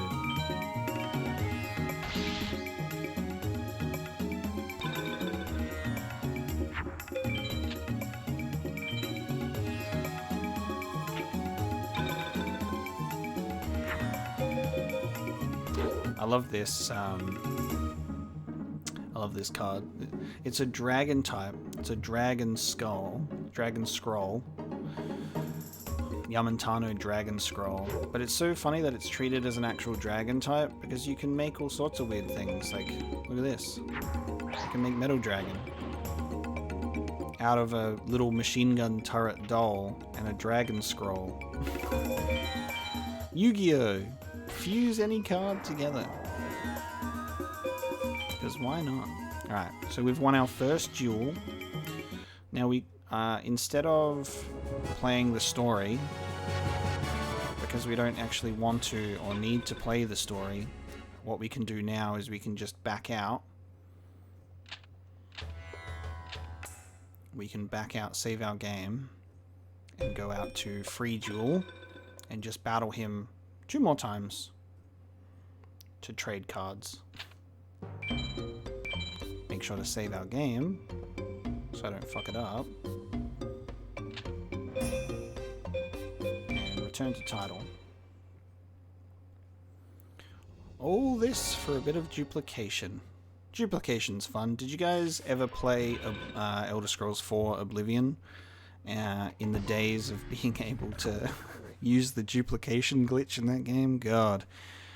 I made the streets the streets of Cyrodiil rife with chaos. Oh, I forget. I love this card. This is obviously one of the weakest cards in the game, and I've just always loved this card. Swordsman from a Foreign Land is so cool. An Eastern warrior armed with a cursed sword. I just always have loved this card ever since I was a kid, because you can fuse him into great shit. Like I'm about to make Cyber Soldier out of nothing.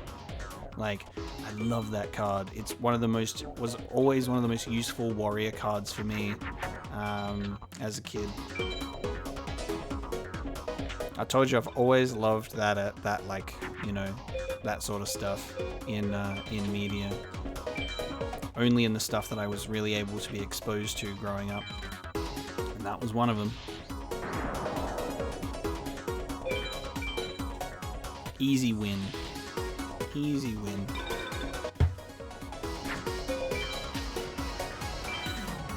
Imagine if it was possible to like spawn with a deck in this game that could be like, that would have like a blue eyes. It would be perfect. Oh shit. Oh, nope, failed. Did not pay attention to the Red Guardian star. Was too overconfident.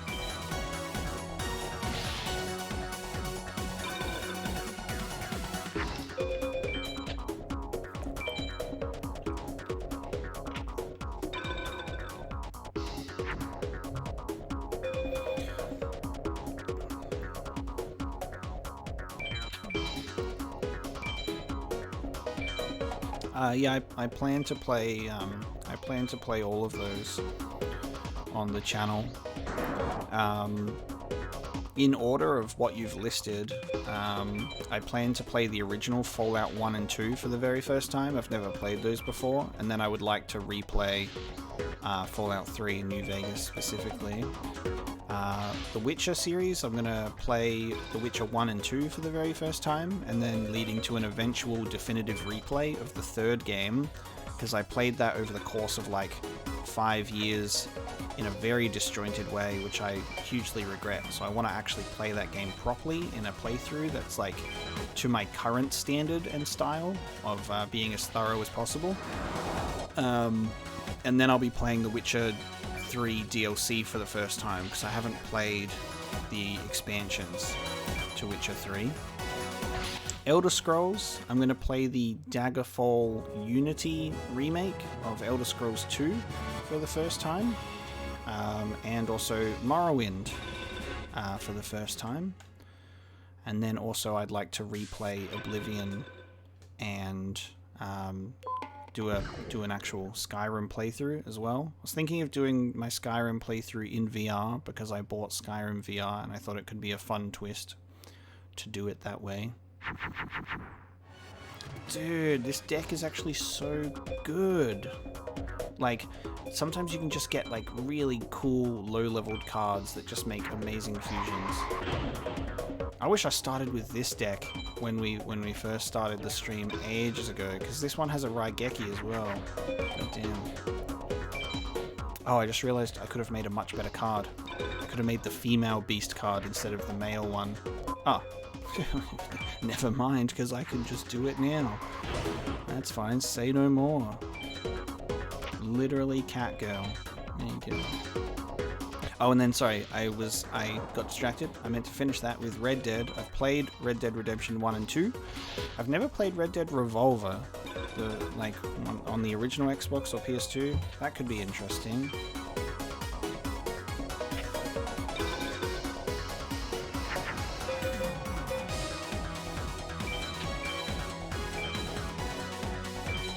But I probably could eventually replay the Red Dead games as well. I haven't played the first one in a really, really long time. And then I played Red Dead 2, and obviously when it came out.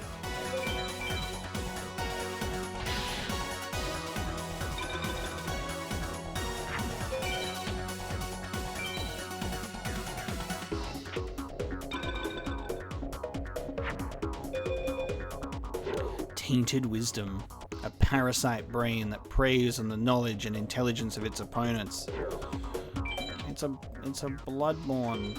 It's a Bloodborne card. Oh yeah, that's another one. That's another game that I've always wanted to play. I think I had it at one point, but I never played it, which was Gun. I think I can play that on the Xbox 360, so that's one that I would like to do. Because I love the Wild West. I love my westerns. So we could do Gun and Red Dead Revolver, and then the other Red Deads. All right, I've won enough cards to trade now, so I am now out of here. The brain is fusion material to summon Skull. It fuses with Ancient Brain. Oh yeah, Summon Skull's a card that I haven't even seen in this game yet. So Tainted Wisdom and Ancient Brain make Summoned Skull.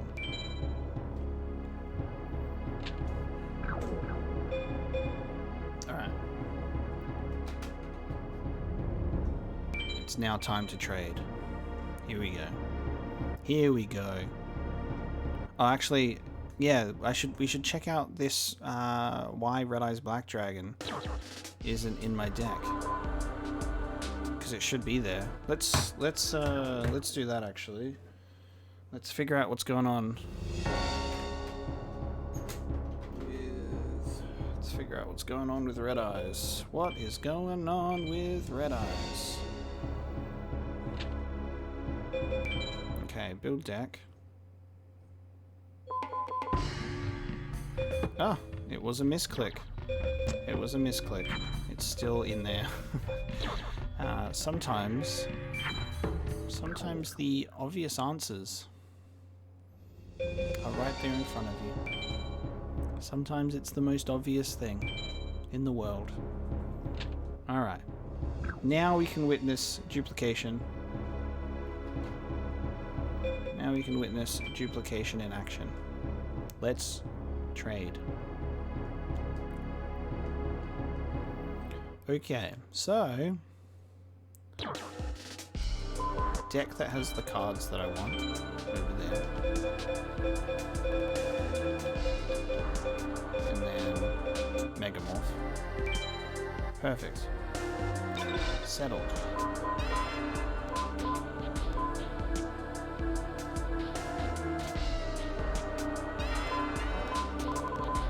Why don't I have any cards? I saved the game.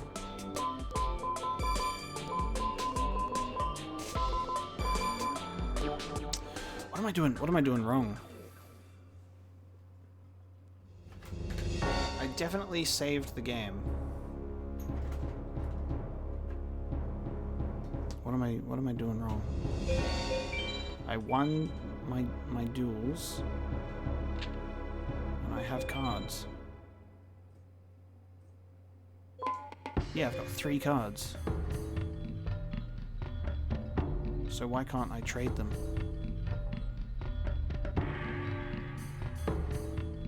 Can I not trade like brand new cards or something? Do I need to like maybe do that? Do I need to like switch over some cards in the deck or something?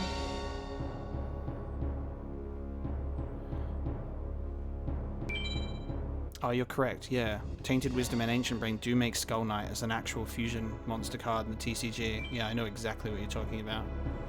That's why I got confused for Summon Skull for a second. Okay, well, I'm not sure what I'm doing wrong right now. Maybe, can you only trade? See, this is what I'm thinking, right? Part of me thinks that you might only be able to trade cards with a player that has beaten the prologue. I think you might have to beat the prologue first, because there's definitely cards.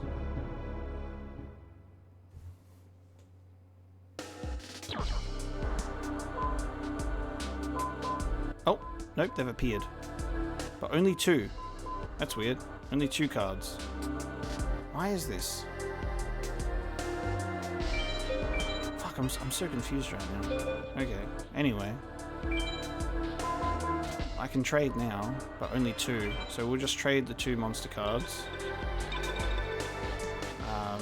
We just have to do this a little... Maybe I just need to win one more duel. Alright, execute trade. So we'll trade them over.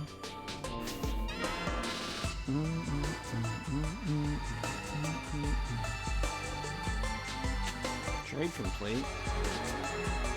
Oh, now it can trade Skull Servant. How weird is that? Now it trades it properly. Weird. Alright, now I'll trade Megamorph over. Settle. Execute trade. Wonderful.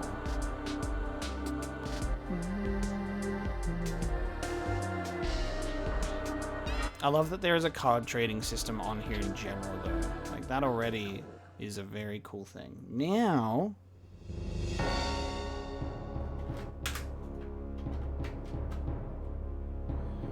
we engage in a trade again, except with my primary memory card and my primary save.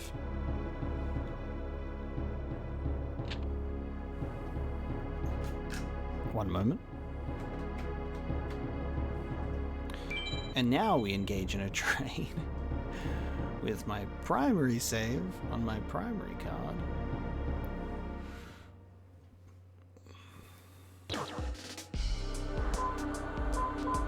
And I'll just trade some crap. I don't want to trade. We need to go way too big. Actually, I don't want to save it if it's a double. I'll only trade doubles. There you go. Execute trade. Alright, now they're trading. Now we're trading. And now what you have to do is then you just have to do the duplicate save file again. Dig big has to be a play on words. Big dig. Big dig. Good old big dig. Alright. Cool. That's done.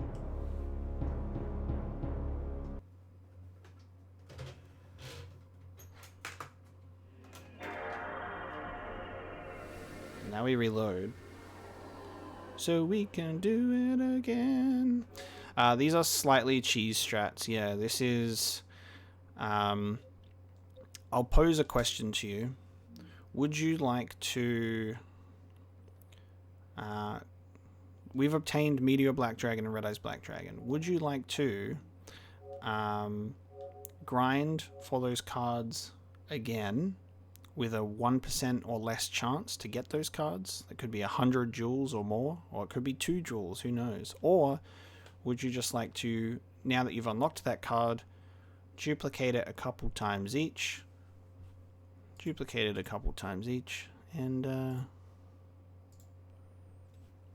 you know, get on with your day. Okay, so we're now going to copy, I'm just making sure that I'm doing this right. You have no idea, I'm double checking my cards like 3 times just to make sure that I'm copying this correctly. And I am. My brain is switched on for this because I could accidentally just literally end up erasing those cards that we bought, that we got from existence forever. But we're okay. I did it right.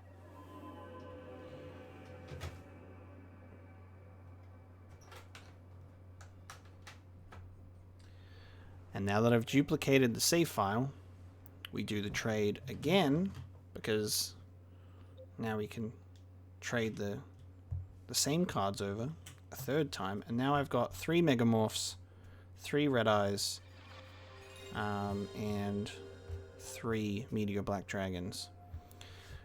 If I wanted to be very fussy, I could also trade over my other Meteor Dragons, because Meteor Dragons fuse with Red Eyes to make Meteor Black Dragons. So you can end up having potentially the chance for 6 Meteor Black Dragons. I used to have Oddworld for PS1. I don't think I do. I don't think it's on my shelf. I'm pretty sure I parted ways with it when I sold most of my collection. I do have the new and tasty edition of the game on my Xbox, though, on my Xbox One. That's like essentially the remake of the first game, so it might be the better way to do it. Alright, now we're going to do trading again. We're going to do trading once again to get the cards I want. Alright, now. Meteor Black Dragon. Red Eyes Black Dragon.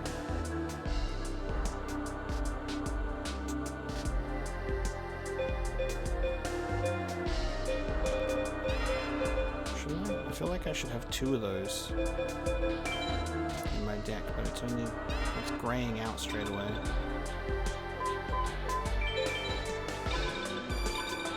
Oh, you don't have to do an equal trade. You don't even have to do an equal trade. For some reason in my brain I thought you had to do an equal trade. That's fine. Okay.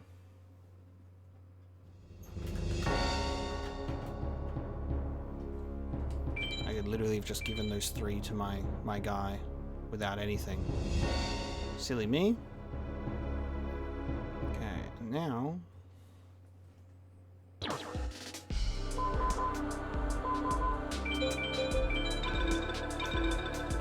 I can just give them. You don't even need a trade. Why did I think you needed to trade cards? You can just straight give them over. Silly. Trade complete. Alright, we're done. The deed is done.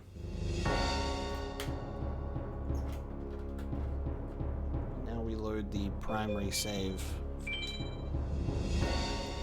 for the last time. Load complete. We go into our build deck. We have a good deck now. We should be able to win. There's our Meteors. There's our Red Eyes. Perfect. Yeah, we should be able to win now, dude. So I need to get some cards out of here that I don't need anymore, and I'm thinking that's going to be this. It's going to be this. Anything that's like weak that I don't need, because we need both of those, and then I need to throw out 2 more cards. This one,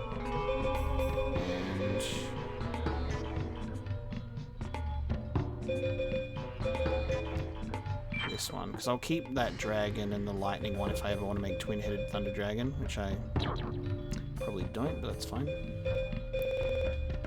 And now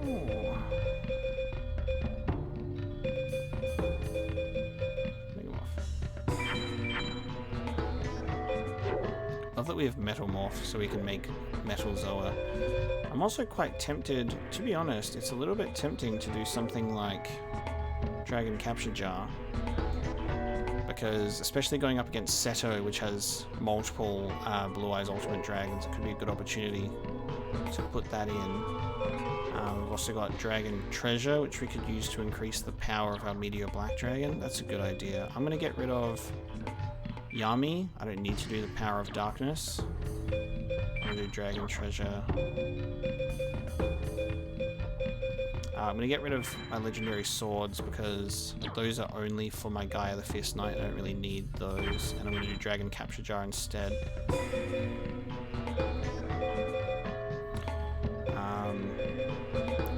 got 3 Raigekis, so I'm not going to do Dark Hole.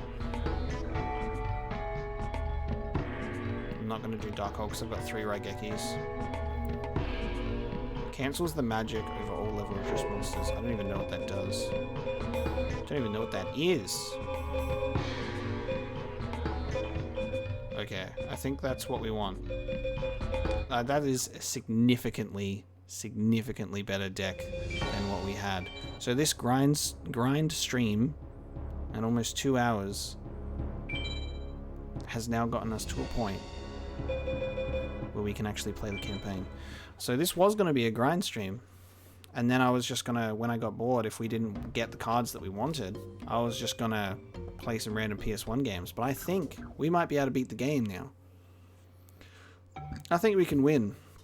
And I think that the method that we've chosen to duplicate those cards is, like, explicitly a good thing.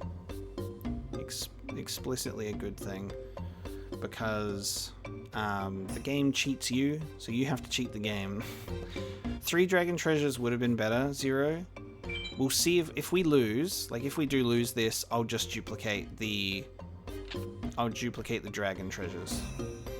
Actually, you know what? I already have the Dragon Treasure, so I can just duplicate it now. It's too late. Let's just do this. Let's do this. 3 Dragon Treasures would have been perfect. And also maybe even the Mountain Field to make dragons stronger. But I think that might be overkill. I mean, the funny thing is I will tell you, despite how powerful our deck is, we could still potentially lose. We could draw like crap. It really depends. We'll see. But if we win, I'll be very happy. Oh, look at that hand. Look at that hand. And here's the very interesting thing that you want to keep in mind as well, is if you draw Meteor Black Dragon like straight away and you want to play it, sometimes it's actually good to hold off, especially if you've got like a card like a Raigeki or something like that. I think it's a good idea to really see what the opponent plays first, because it's entirely possible that the opponent will smack you with Raigeki straight away at the same time. Oh god, I need to get rid of the Magical Labyrinth. I need to get rid of that. But yeah, I'm not even kidding when I'm like, don't play the strongest one immediately. I have to play it now because of Wall Shadow. But yeah, it's always that potential that they can just destroy you straight away. And then if they put a card down on the bottom, it's a big potential that it could be a trap card, and that trap card could be Acid Trap Hole. So never attack with Meteor Black Dragon first when that happens, unless it's like you have to. Otherwise, we're just gonna make it hard for ourselves. I'm gonna take out his offensive monster first so he doesn't destroy my Skull Knight. But I think realistically, as long as we play our cards right, we should be able to win. Oh, he just did it anyway. Haha, you lost. Yeah, Meteor Beyond Sunstar, you're right, not Mars. You are very much correct. Because Sunstar will beat Gate Guardian, because Gate Guardian is a moon. It's a moon one. Let's Megamorph our Red Eyes.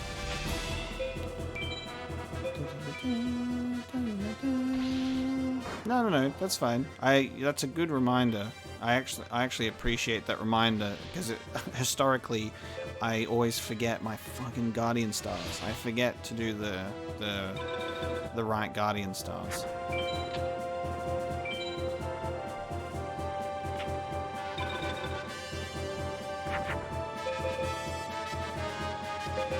Well, we win. Hiya!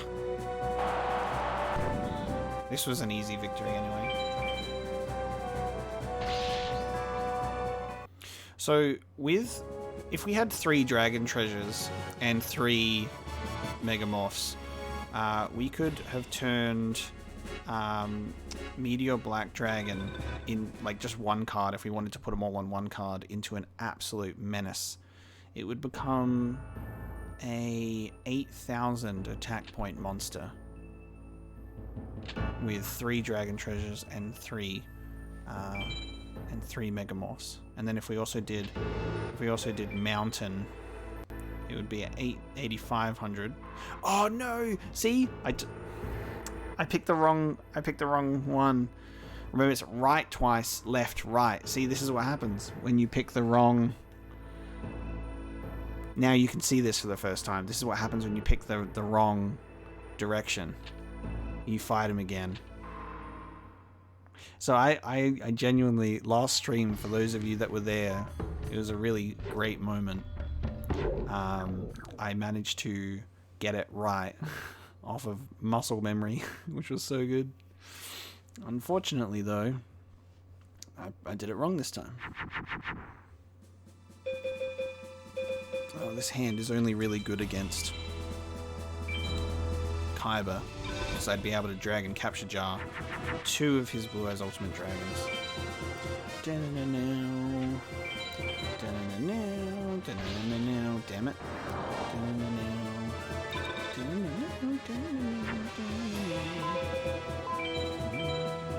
Yep, Judge Man with Megamorph. I love that. I just love that with Megamorph you can turn any kind of average-ish card that I have in my deck that's in like that 2,000 attack range into a like a nice beast. A nice beast. Hey, we actually are on a 0 deaths stream. We haven't lost. We haven't lost a duel. So we're fine. This is a 0 deaths stream. We're gonna do this without losing once. Maybe. We'll see. God, I genuinely love Gate Guardian and the cards that like make it up. All of like Kazajin, Suijin, and that dude of the Thunder, whatever his name is.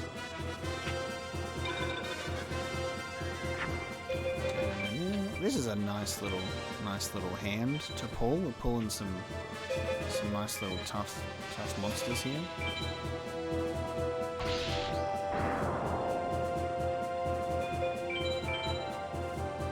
This time we'll go right way. Which one of the 3 do I like more? What 3 are we talking about? My brain's moving too fast. I don't know what we're referring to anymore. Blackland Fire Dragon. Of the Gate Guardian crew. Suijin just always looked so cool. The water one. Suijin. Alright, so we go right. And then we go right again. And then we go left. Oh, Senga of the Thunder. There you go. Suijin, Kazajin, and Senga of the Thunder. Always weird how the naming was different for the Thunder one. Never really made much sense to me. Alright, well we made it out. No save stating. No save states allowed.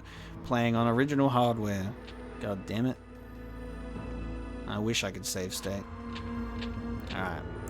Let's go. Let's beat Haishin. Let's go and beat Haishin. And then we gotta fight Seto. Whee! It's gonna be so fun. I feel a lot more powerful now though. So this is fine. Oh no, we have to fight Bird Boy and Crocman. Oh shit, I forgot about Bird Boy and Crocman. Alright. Alright, Bird Boy and Crocman. You forgot about these two, because they're just random henchmen. They do look cool though, but they are just random henchmen. Okay, it's Darkness Field time.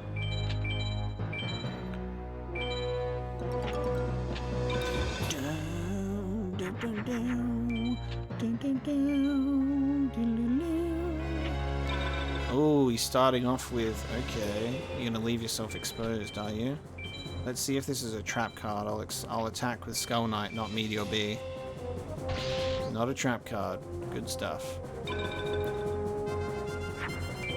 They're not allowed to they're not allowed to hold off activating a trap card as well, by the way. Trap cards will straight up automatically activate no matter what, so you don't have to like worry that they're like choosing not to activate it. It's not like that sort of game where it goes, do you want to activate the effect? It just automatically pops it. So we can confidently say that that is a that's a magic card.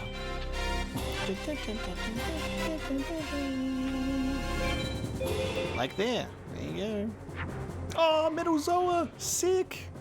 He actually did that. That's so cool. I love that so much. So he did, he turned Zoa into Metal Zoa with that card. That's awesome. He's dead, however, so it makes no difference. Yeah. There's some other cards that I really want to have in my deck that would be really cool. I really want to have Perfectly Ultimate Great Moth, which is another 3500 attack monster. And I really want to have Black Skull Dragon, which is 3200. I would love Cosmo Queen, which is 2850. And so is Tri-Horned Dragon, same attack power. Those would be awesome. They can be played against us in this game, but I don't know how to win them, or I just have never won them before. And then the Ritual for Gate Guardian and Blue Eyes Ultimate would be awesome. And I think that's pretty much it in terms of the big boys of this game. That's a good hand. That's a good hand. I'm gonna start with a 4000 Dark Magician.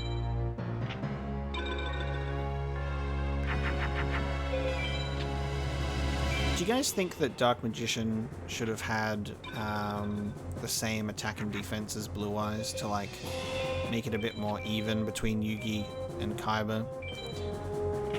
I guess 3000 was supposed to be like that, you know, peak. Sort of like that.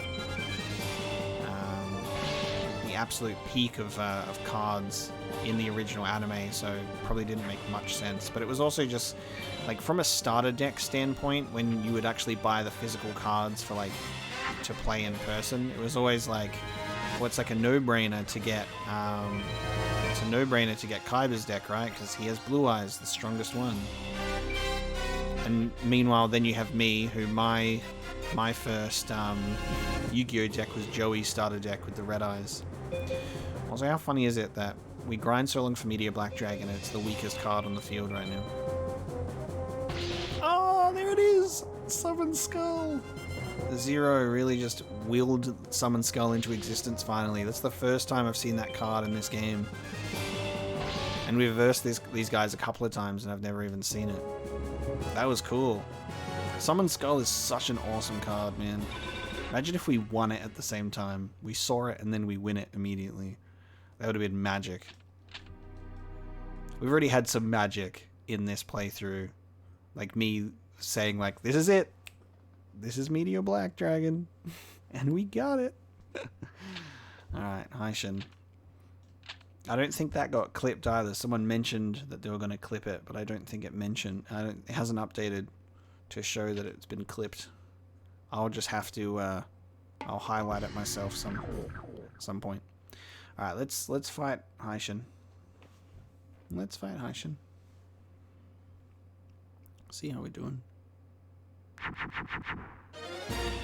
Nice. Okay. Now, he might potentially start with his own Meteor Black Dragon. I think he also has Gate Guardian, right? So let's see what he plays. I'm curious. We have a Dragon Capture Jar if it's Meteor Black Dragon. Ooh, he's choosing not to attack. Ah, second Meteor B, that's fine. A second MBD is fine with me. I should have done it in... See, I keep forgetting, dude. I keep forgetting. I should have done it in Star, because then I'd be overloading this. This could be a Gate Guardian. That could be a Gate Guardian.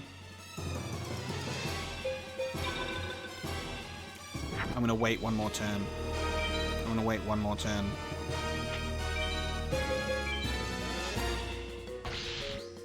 Okay. His Meteor Bee is on the field. That other one is not attacking.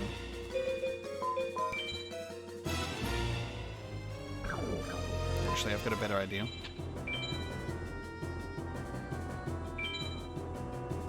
Sun.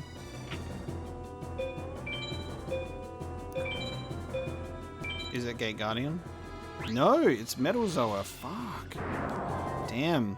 Okay. Interesting.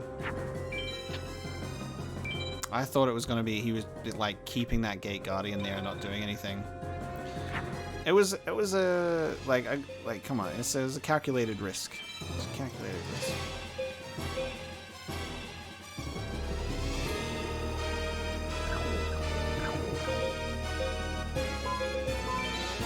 I just love that I have so many options available to me right now of what I can do in this duel.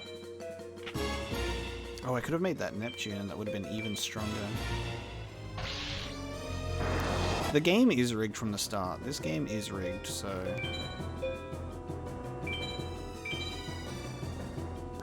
Ooh, it's Black Skull Dragon. There you go. So Sun also beats Black Skull Dragon. That's cool. Alright, next turn we should win. That's Haishin out of here. Dude, we could potentially beat the game. We could potentially beat the game.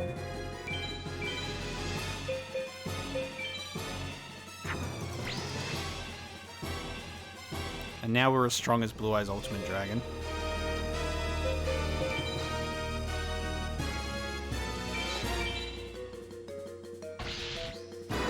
Just normal Zoa.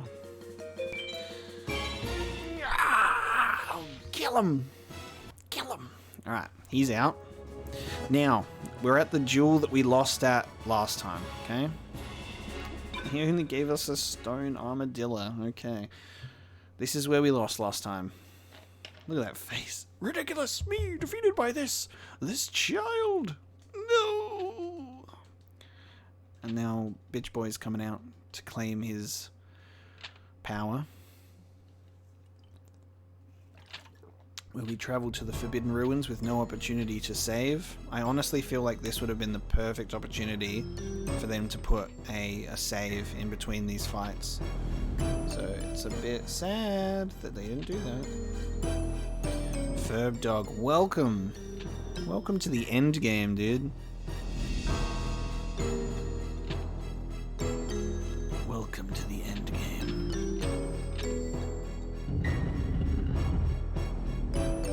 Is he gonna pull 3 Blue Eyes Ultimate Dragons in a row again, though? That's the real question.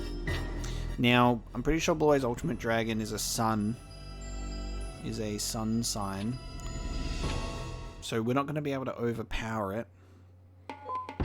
We just have to get stronger, or straight up delete it with Raigeki and Dragon Capture Jar. Alright, let's see. Heart of the cards, baby. Heart of the cards against Kaiba. Actually perfect. Okay. So we have the ability to Raigeki whatever he throws, and we can also make our Meteor Black Dragon as strong as Blue Eyes Ultimate. We're going to start with the defense, because a good defense is a good defense. Oh, Ferb Jug, Metal Gear Solid 4, man. You're gonna make me emotional. Love that game. Metal Gear Solid 4. Alright, first card in his hand. Blue Eyes Ultimate. There it is. First card.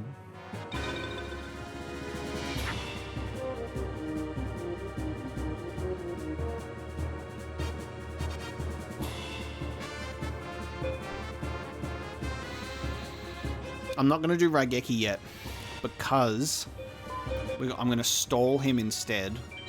I'm going to stall him instead with my own 4500 attack monster. Because he might put down another Blue Eyes Ultimate and then another one. Oh, he's gone for magic. Or trap. Interesting. At this point, I am now throwing cards away.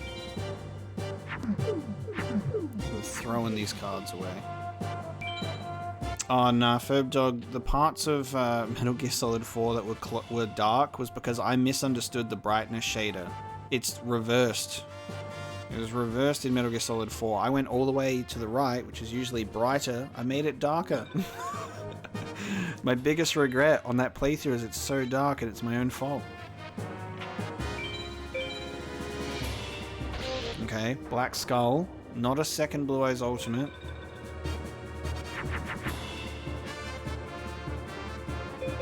Dragon Capture Jar. Perfect. That just wipes his field without Raigekis. That's perfect. I'm scared that this might be a trap card. So I don't know if Seto can do trap cards or not, because that could be Acid Trap Hole or it could be Fake Trap, and I don't want to lose 4,500. It's too much, so I'm going to wait. There's a lot of pressure here. I'm going to wait until I have another card on the field that can attack. He's put it in defense, so I don't think that it's possible that that's Blue Eyes Ultimate, because I don't think he puts Blue Eyes Ultimate in defense mode. Now through the Phantom Pain playthrough, make sure you do ground zeros first. You do ground zeros first. Alright, this is a moon sign. What is it? Gate Guardian? Oh, it is a trap! And it was Widespread Ruin! Oh, I played correctly. I played correctly. He would have destroyed my 4,500 Meteor Black Dragon. We made the good play, dude. We didn't get greedy. We were patient. Fucking Widespread Ruin, man. Alright. That's okay. That's okay. It's a Sun type. That could be Blue Eyes Ultimate Dragon again, dude. And we'll never know because I'm going to use Raigeki. We'll never know. I'm going to use a Raigeki because we have a second one. We'll never know what card that was, but it could have been Blue Eyes Ultimate. 4,500. Alright, we've actually automatically won the game now. We've won because I can just play Raigeki and go for a direct life point hit again. Cool. Alright, we won. We beat Seto. 2-hit KO to the life points. That's a win, baby. We almost lost. We almost could have lost, because if Widespread Ruin killed that 4,500, we would have been in trouble. We would have been in trouble. That's a good play. Not like this. Alright, we're now further than we've ever been on stream. Here we go. Not like this. To come this close. And to lose to you. Please. Not like this. Destroy items or don't destroy. Oh, Waleed, what do you mean? You missed that. You missed our play. No. Destroy items. Yeah. Hold it right there. Here he is. He's back. If you wish to let Seto live, hand over the Millennium items. This is the dumbest thing ever because I don't care about Seto's life, right? I don't care about Seto's life. But the game makes you care. It's like, no, just destroy the items, dude, and then it's over. Sacrifice Kaiba, it doesn't matter. It's alright, Waleed, you just missed a cool match against Kaiba. You'll have to rewatch it when I upload stream. Did you think me foolish enough to fall for this cretin's ploy? I've known he descended from the Dark Household for some time now. I closed my eyes to his treachery and staged my defeat so I could discover his true intentions. Perhaps you thought me senile, blind to your pitiful plans. Thanks to you, I now stand in the forbidden chamber that can only be opened by one of the dark. Come, hand over the items and I'll spare this fool. You have to hand him over, unfortunately. Refuse! My dear boy, you try my patience. I hate, why is there a choice-based system in this game? There's no point, because every time you get to one of these, you have to pick one. You can only pick one. It's such a, like, I don't know what the developers were thinking when they made this game, man. What were they trying to make? Who are the devs of this game? It's Konami, but like, it was just purely Konami's dev team. Yeah, there's no, I don't know if Konami published it and then there was a different developer, but it just says Konami. I'm pretty sure this is like Konami just went, hell yeah, let's just make a Yu-Gi-Oh game and fuck it, wing it. Hand over the items. No, Haha, I did it! They're mine at last! Get ready for this, by the way. Get ready for what's about to happen. You ain't seen nothing yet. Now I can summon the Dark Knight. He's gonna summon Fortnite. No, not Fortnite. This guy's responsible for Fortnite. We exist in a timeline when this guy won, and he summoned Fortnite. You princes of a lost dynasty, you are privileged to see the birth of a new king, a new age. Come to me, darkness! Grant me the power! Grant me the world! So he's gonna summon Dark Knight by putting all of the Millennium items in this little tomb. You ain't seen nothing yet.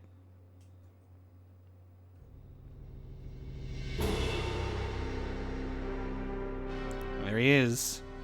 I welcome you, Dark One. Bound by your ancient pact, I command you to obey. Look at that guy. That's Dark Knight. I return after thousands of years, and what do I find? You command me to what? Obey! You must obey! It's in the ancient pact! It was written on the back of the box! I've made no pact with the likes of you. Why should I be compelled to obey you? The items! The Millennium items! I have them all! The Millennium items? I see no items. Of course you don't! I used them! I used them to summon you! And now you must honor the pact! You must obey me!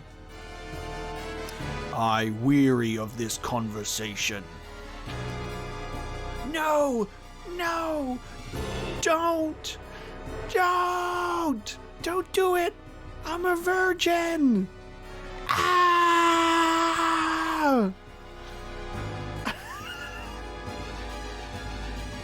That's better. You look better as a card. And then he plays the Haitian card. You've activated my Haitian card.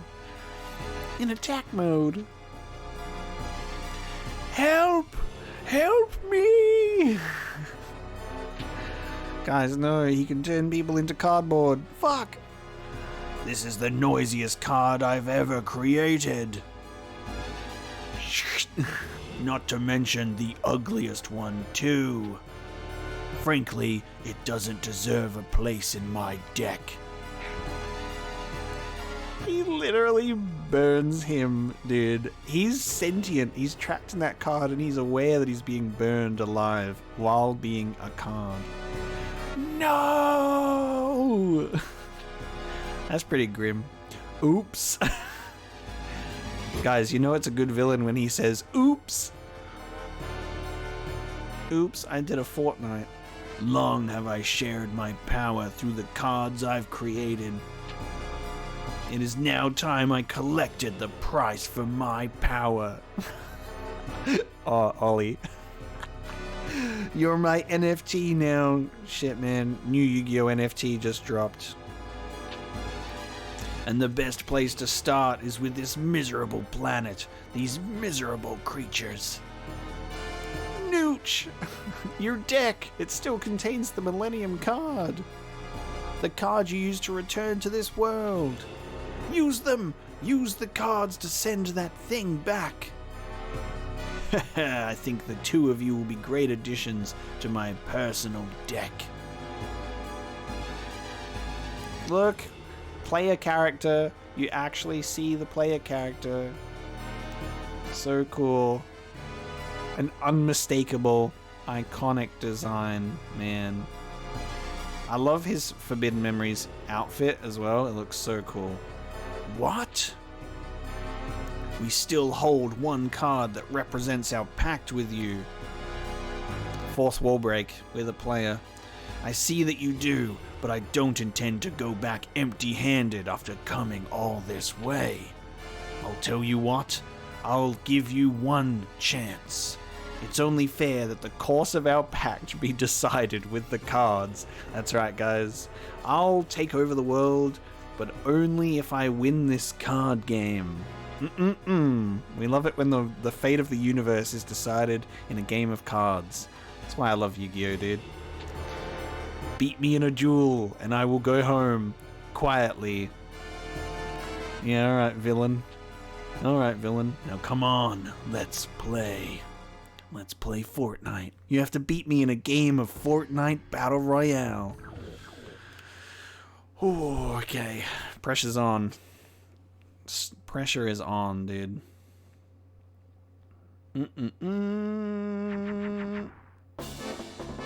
Imagine drawing... Oh, this is not a good hand. Alright, I'm gonna throw... Oh, this is not a good hand.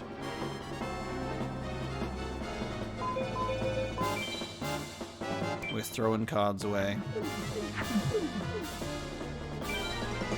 Let's make him go home quietly. Alright, let's start with the defense. I love that he gets summoned out of like 1,000-year, like... What? I love that he gets summoned out of like 1,000-year hellscape prison in the void. And he comes out and he's like, alright, I got my deck of cards ready.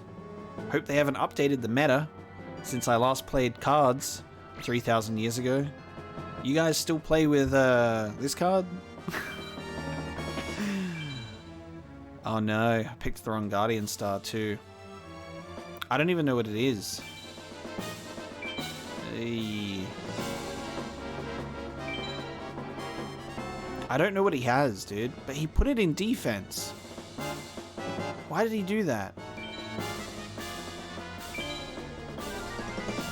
Oh, yes! Okay, Cosmo Queen, and we beat it. Okay, I'm glad I attacked. Alright, we're okay. Yeah, Zero, you're on it. Cosmo Queen. Yeah, fuck. I should have done a different Guardian Star. That's okay. That's okay. It's also interesting that Dark Knight doesn't use the Dark Field either. Okay, that's why Cosmo Queen couldn't beat... That's such a surprising... Okay, I'm going to try and... I'm going to try...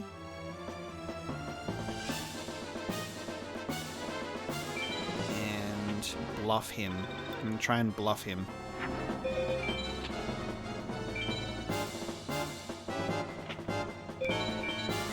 Didn't work. Oh, he also... Okay. Again, picked the wrong Guardian Star. Right on, baby. Clever. Why?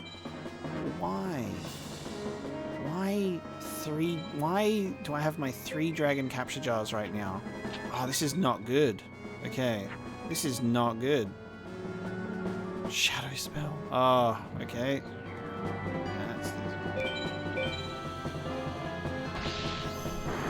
Okay. All of my good cards decided to sit at the bottom of the deck today. Yep, 2. So he's played 3 Cosmo Queens.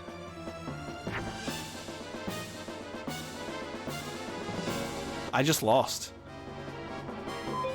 I just lost. Because I've got no defense and he's gonna put down a 3rd monster and take out all of my health. We just lost right away, dude. Yep, we lost.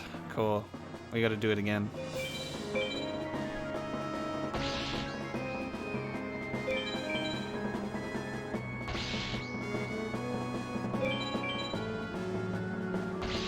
Harpy Lady Sisters? What? And his cards were shit! His cards sucked as well. That's the thing, is the cards that he played actually sucked. Because we had a card that was stronger straight away, because our Skull Knight could have held off all the Cosmo Queens if I wasn't an idiot and did the wrong Guardian Star. Pathetic. He just took over the world. He beat us in a game of cards with 3 Cosmo Queens and Harpy Lady Sisters. Like, he's objectively weaker than the cards that we just went up against. I should have known you were far too inferior to provide a challenge.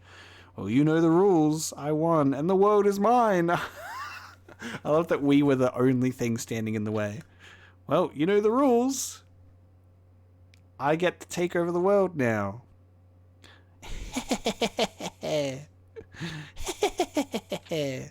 Game over.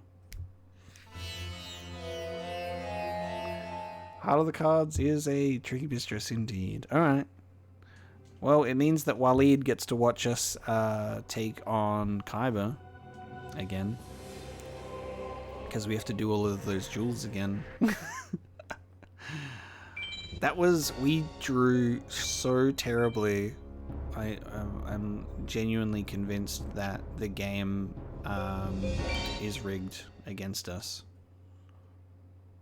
Yeah, he's definitely inferior to Seto. Seto literally has... Seto has 3 Blue Eyes Ultimate Dragons, dude. Oh, should I duplicate? I said that I was going to do it, didn't I? I should duplicate Dragon Treasure. Shouldn't I? Should I duplicate Dragon Treasure? Let's duplicate Dragon Treasure.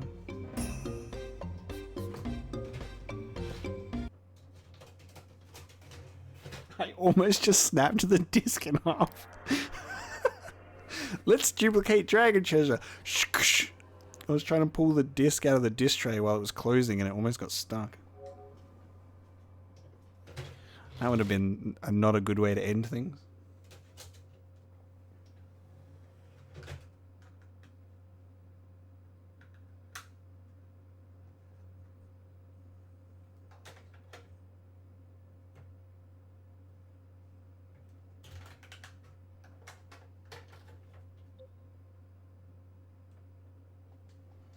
There we go. Not the disc. And then we'd have to wait. Yeah. And then you get 2 discs. Perfect. And then you never have to... Guys, Dark Knight can't take over the world if you break the disc in half.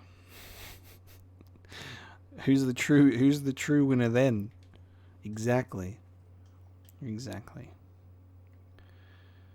Okay. Thanks, Konami. Thank you for your beautiful game that you made somehow. Okay. Trade.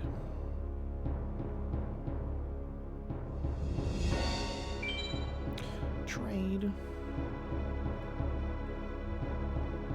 The previous part to the Yu-Gi-Oh stream, our third part, is going to go live on the channel in a second as well.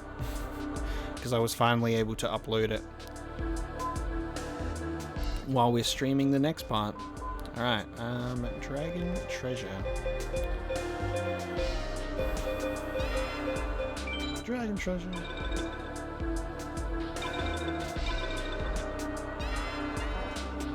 Send it over.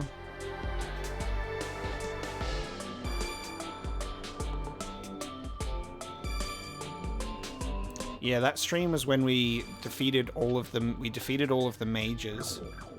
We defeated all of the mages and then failed at the end game, and then played Tekken 3 and the Silent Hill 2 the Silent Hill 1 demo to round it out.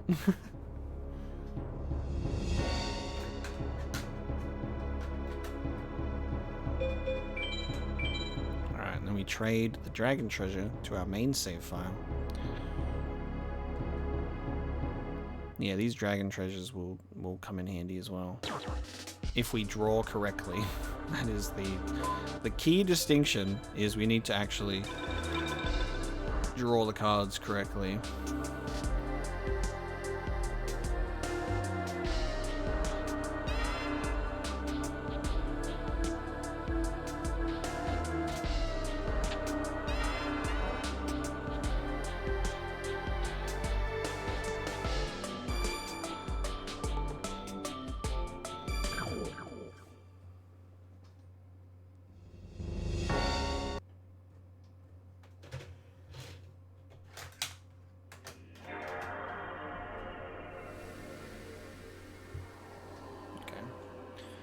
Now we duplicate game save file, and yes, this is the correct one once again. Love those PS1 save file icons. Iconic, dude. you know what my favorite thing is about the PS2 ones is you can check when you last played a PS2 game. The PS1 games don't have it, but I'll show you this.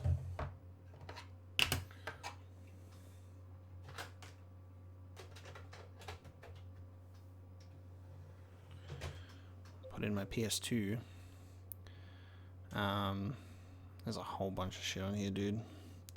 So this has games that I've bought to like start up.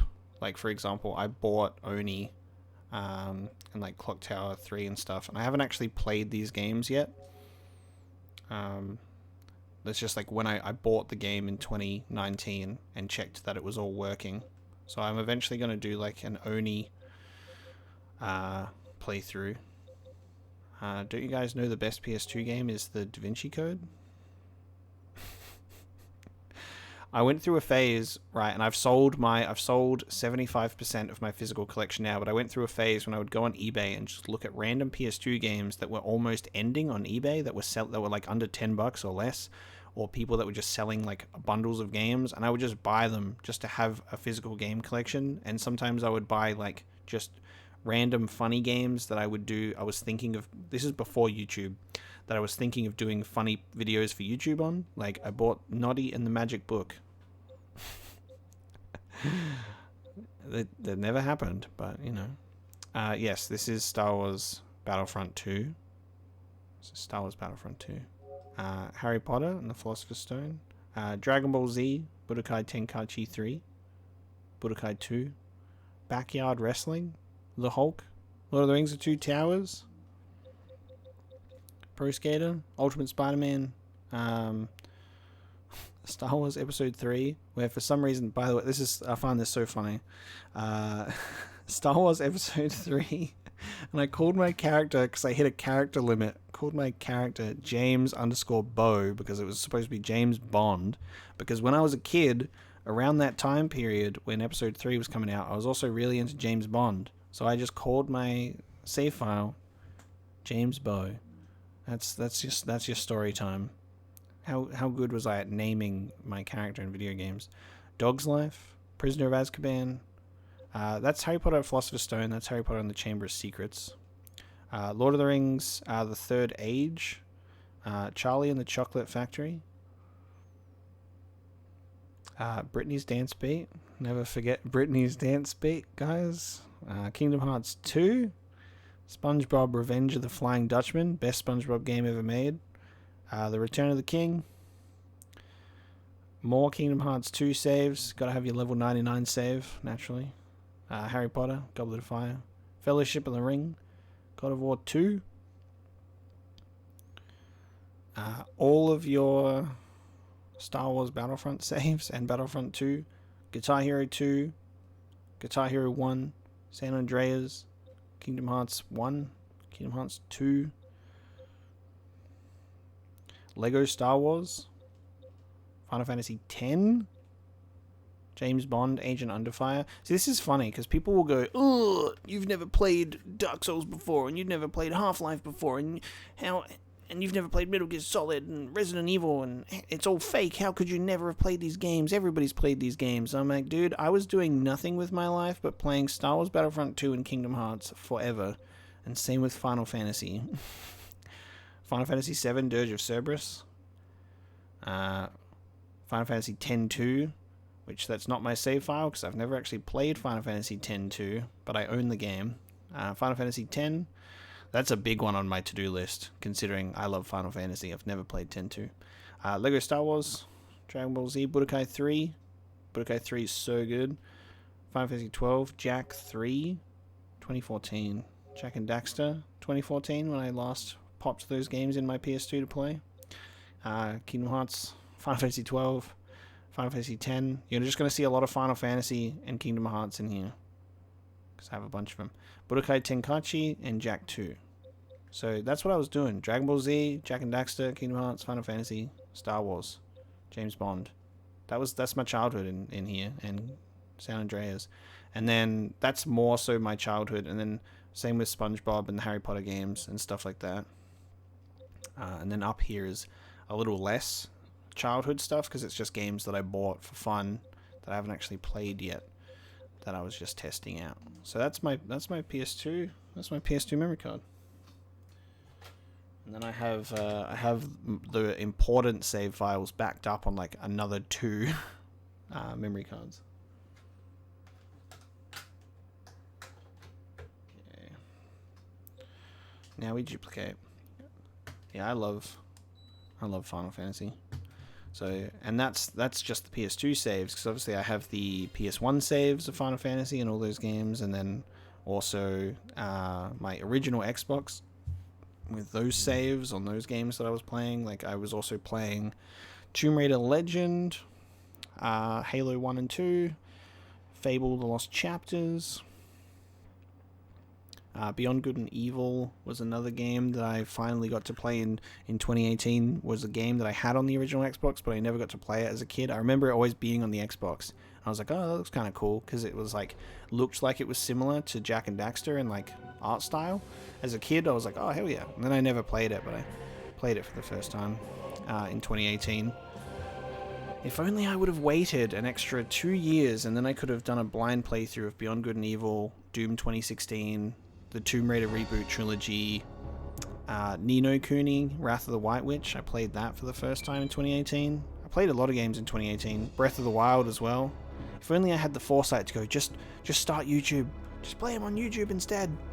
So yeah, people go like, oh man, you haven't played any of these games. What games have you even played? And I'm like, I can list you many. Like, I've played, I think people forget how many games there are. I've played a whole shitload of games. Just because I haven't played specific series that you've played and loved doesn't mean I ain't played games, you know? Where is Dragon Treasure? It's not there. I think to get Dragon Treasure to show up, I've got to trade. I probably have to trade a fucking random card to make it happen, don't I? Watch this. Now Dragon Treasure will probably show up. For some reason it just won't.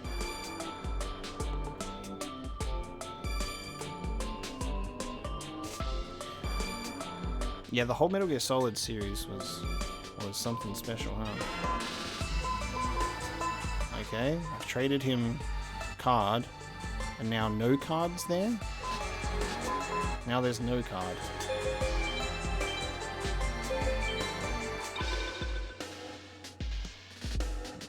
Okay, I'll trade you these. Why can't I get my cards to show up?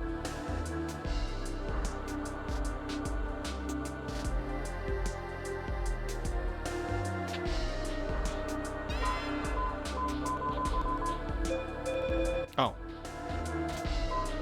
Now they're showing up. Still not showing up with Dragon Treasure. Oh, that's because I'm an idiot. Hold on. I'm sorry. It's 1 in the morning. You have to forgive my brain. I have to trade it. Oh, I'm so stupid. I'm trading Dragon Treasure from the duplicated save file. God, sorry. Brain is not working. So many different memory cards, so many different fucking cards to think about. I forget what I'm even doing. Okay, hold on. Dragon Treasure is on this side. Now I execute the trade. Dude, I will actually say it's genuinely so embarrassing when I'm doing my pre-recorded playthroughs and I'm having like a brain fart moment, because the only person I have to be embarrassed in front of is myself. I'm just sat there being like, God, I'm an idiot.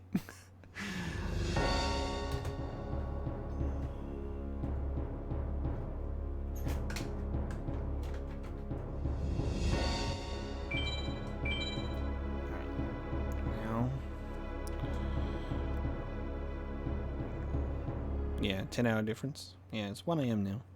1 AM. Alright, now we trade Dragon Treasure over.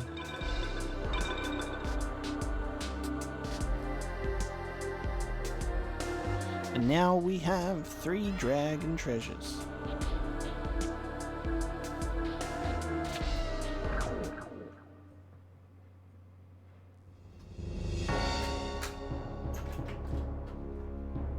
I I don't have to swap memory cards anymore. It's done. The deed is done. The deed is done. Alright, build deck. Let's build this bad boy. I gotta rebuild the deck now.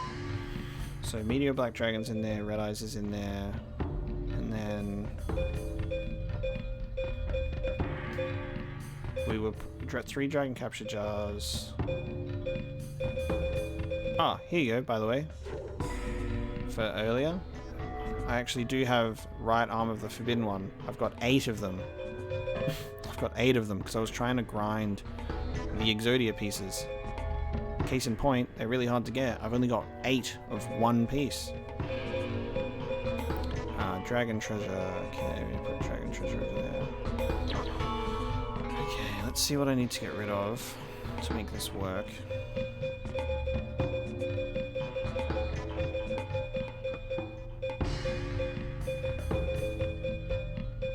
I'm gonna get rid of Punished Eagle. And we're gonna get rid of Magical Labyrinth.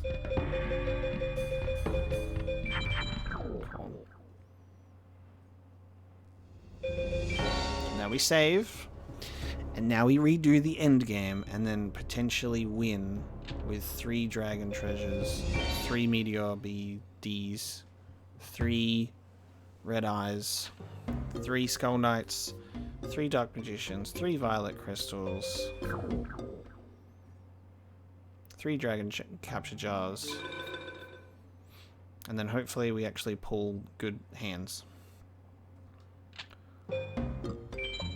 Weevil. Say goodbye to Exodia! No! Just throws my whole deck away. I have to play with the starting deck again.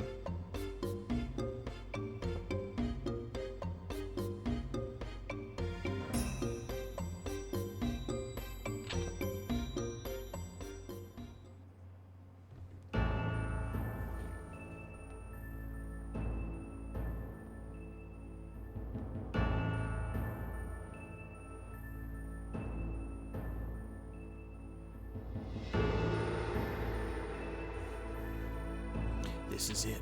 This place gives me the creeps. Yeah, guys, we didn't technically die. We just obviously got enslaved by Dark Knight. So technically it wasn't a death.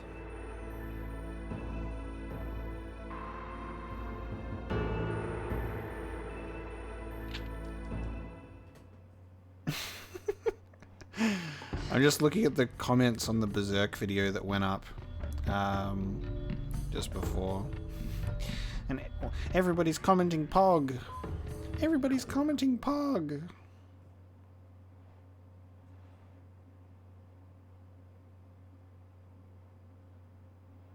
And also my terrible pronunciation of a character's name that is pronounced Joachim.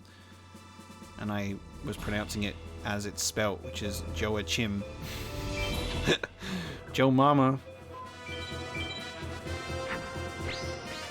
Even Tristan showed up. Gang's all here. Heart of the cards, baby. And I think my Yu-Gi-Oh stream just went live. Yeah. So the Yu-Gi-Oh stream where I fail at the end game just went live. Oh, I just got another. Nice. I'll take it. 2 media MBDs with Megamorphs. Look at that. That's how you win, baby. It'd be nice if I remembered to...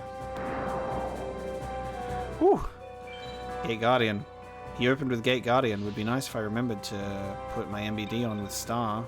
But it's a good thing that just Megamorph is good enough on its own, baby. You don't even need to do the Star Guardian sign with Megamorph.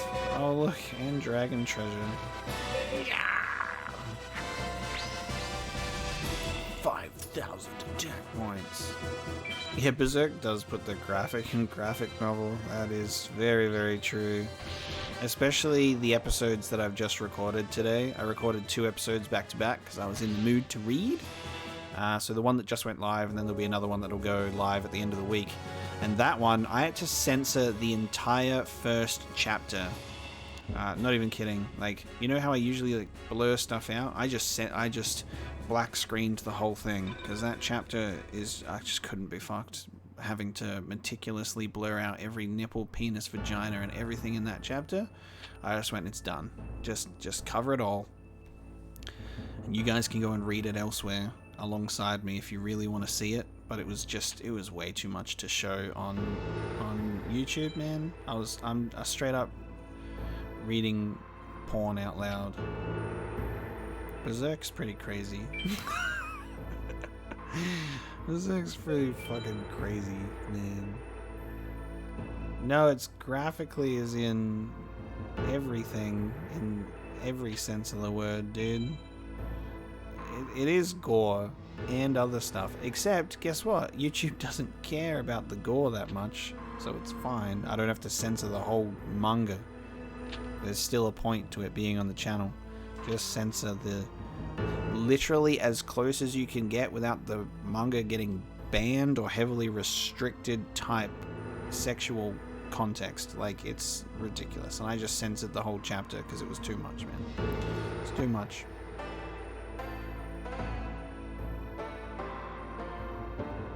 Do I VA the prawn? You mean the snake penis? What are we talking about here? Are we talking about the same thing? Are we talking about the same thing? Yeah, I don't know. I don't want to live in Berserk world, man. You either be a peasant or you be a guts. And in this world, it's better to be a guts, guys. It's better to be a guts.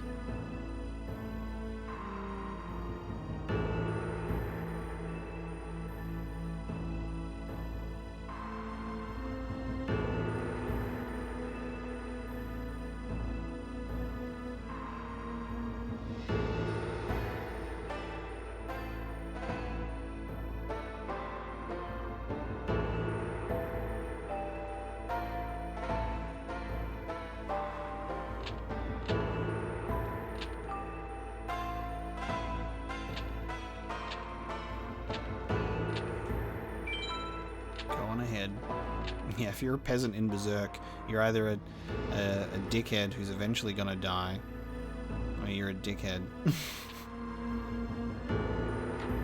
who is probably already dead. There's no in between.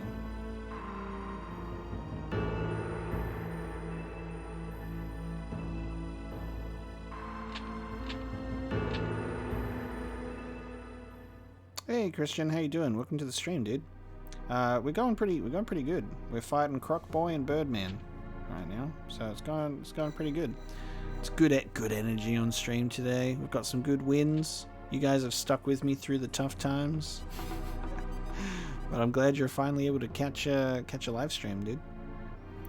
I don't play Yu-Gi-Oh card game like physically anymore. I used to, but I feel like it's much more fun to just collect cards because they look nice. But I like playing the video games.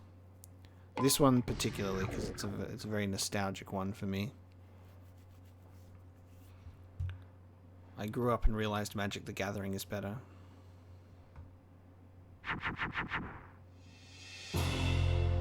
That's not bad. That's not bad. Alright, let's see what he plays first.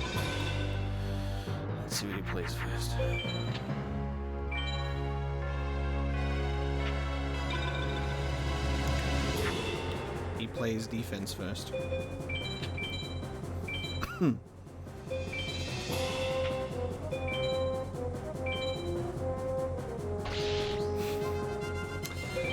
Labyrinth Wall first.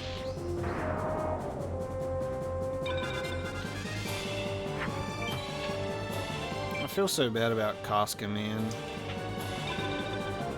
Like, Casca's character was quite literally butchered. It's so unfortunate, too. So unfortunate.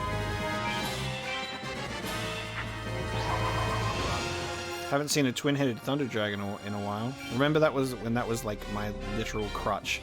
That was like my card to use. Oh, never mind, it's gone now. Hey guys, remember that card? Say goodbye to that card. Say goodbye to Exodia. That's right, guys. Kill the past. Leave it behind. Twin-headed Thunder Dragon is old news. That was like our first 2 streams. We don't need it anymore.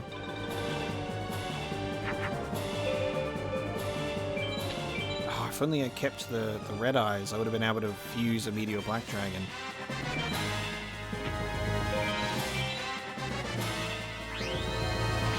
Nice. I already did a stream when I showed off my cards. Stop. Where's my favorite card? The twin-handed dragon. Yeah, I'm pretty sure I did the show off my cards, my Yu-Gi-Oh cards in the earlier streams, right? I think I did that. I've definitely shown them off on a stream. It would make sense if it was the Yu-Gi-Oh one. Otherwise, I don't know what I was doing. Yeah, my boy Nooch replaced my Mapo character with my childhood name character. That makes no sense. Perfect.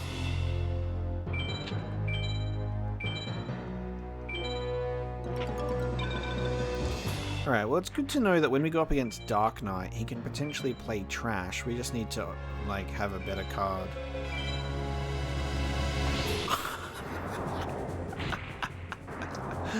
Mutually assured destruction, nice.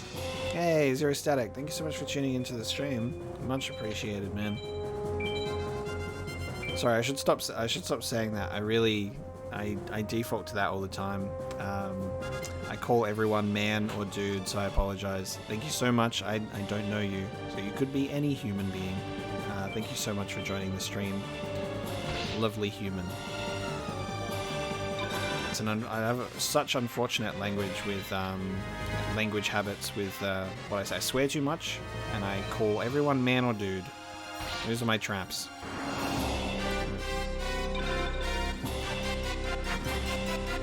Is that a dragon type? No, Soul Hunter. It's a man on a dragon, therefore dragon capture jar will not work.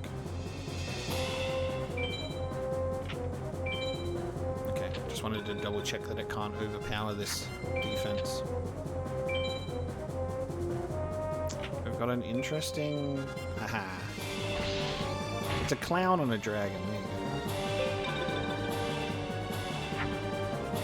There we go. That's what I need. Actually, why haven't I done this yet?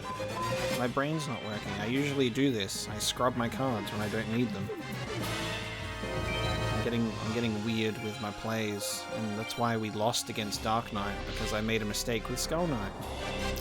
So we just have to remember when we go up against Dark Knight to put our Skull Knight and Dark Magician on the opposite Guardian Star, so Cosmo Queen can't destroy our lives.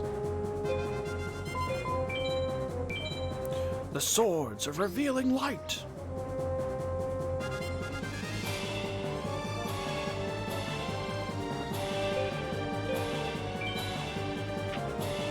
Wait out these swords.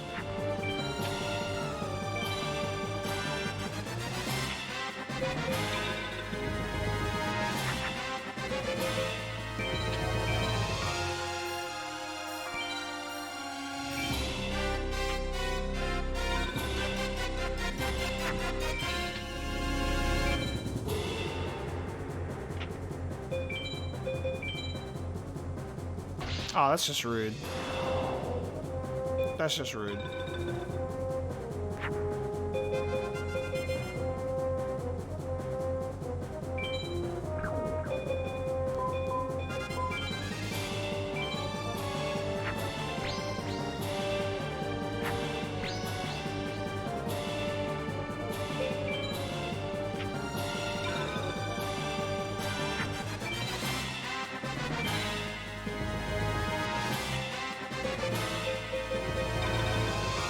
You ready for this? Swords are revealing light fades. Sorry, what was that? What was that, you punk? You stalled me for 3 turns so I could just eviscerate you in 1. That's what I'm talking about. And we had 3 dragon capture jars in our hand. Alright. Alright. Let's push past these guys. and take on Haishin again, then Seto, then Dark Knight. Da, da, da, da. Right into the next one, baby. Right into the next one. Let's go. Let's keep going. Let's keep it going.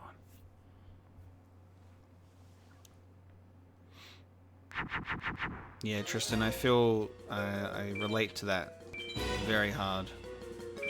I wasn't collecting cards.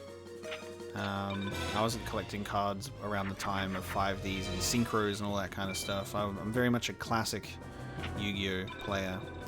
Like, I would love to like be able to put together games where we could just build and play with classic rules and classic decks only. That's my dream. We started with Launcher Spider. Okay. Launcher Spider is such a cool card, but a bit of a weaker one for you, Haishin. There it is. Oh! Oh, okay. Okay. Kazujin. Okay. I see what you're doing. And it won't work.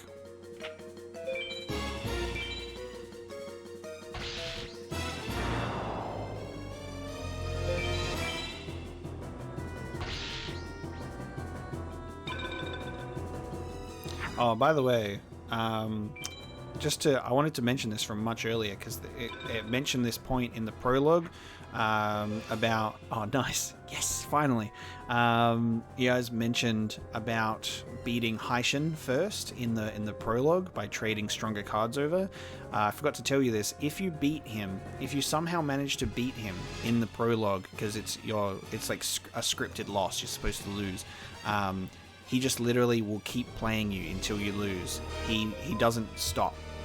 He doesn't just accept defeat and it's like, like, he just goes again, and you keep playing until you lose. It's so weird. Anyway, this is why we grinded for Red Eyes Black Dragon, because we could make our own Meteor Black Dragon, technically allowing us to have more, than 3 in a deck. Breaking the rules, dude. Breaking the rules. Because you're limited to having 3 of one card in a deck. However, if you fuse, you can get more. So if we had 3 Meteor Dragons and 3 Red Eyes in the deck, we only have 1 Meteor Dragon, you could essentially end up with 6 MBDs, which is not bad. Ridiculous, me defeated by this child. Hey buddy, let me give you a word of advice for the future is change your expression. You don't want to get trapped in a card and that to be your face. That would be embarrassing. Just a word of advice. Oh man, I love Yu-Gi-Oh! GX. Yu-Gi-Oh! GX is such like a corny spin-off, but I love it. I love the original, and then GX is just like, you know, just kids in school, and I kind of like that. I like that dynamic for a card game because it makes sense because they're in school. Having a dueling school is really cool. Yeah, I like the premise for that because it's very fitting, and the original is just great because it delves into like the ancient pharaoh stuff from like the ancient shadow games 5,000 years ago. And then I haven't watched 5Ds and stuff. Yu-Gi-Oh! 5Ds reaction on the channel. All I know is the meme of card games on motorcycles. And something about speed dueling or something. It was weird. Anime stuff.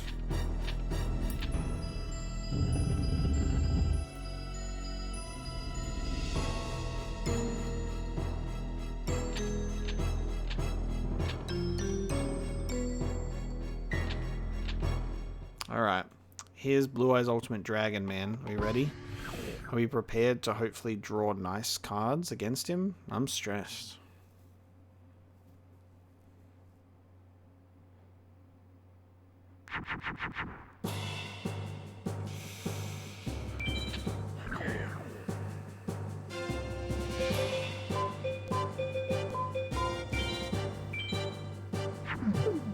I'm throwing cards away. I was potentially thinking it might have been a good idea for me to put it face down for some surprise, but he's gonna go with Blue Eyes Ultimate straight away, so I may as well just throw out cards to get what I want. Oh, he did Gate Guardian first. Not Blue Eyes Ultimate. This is the first time he hasn't opened with that.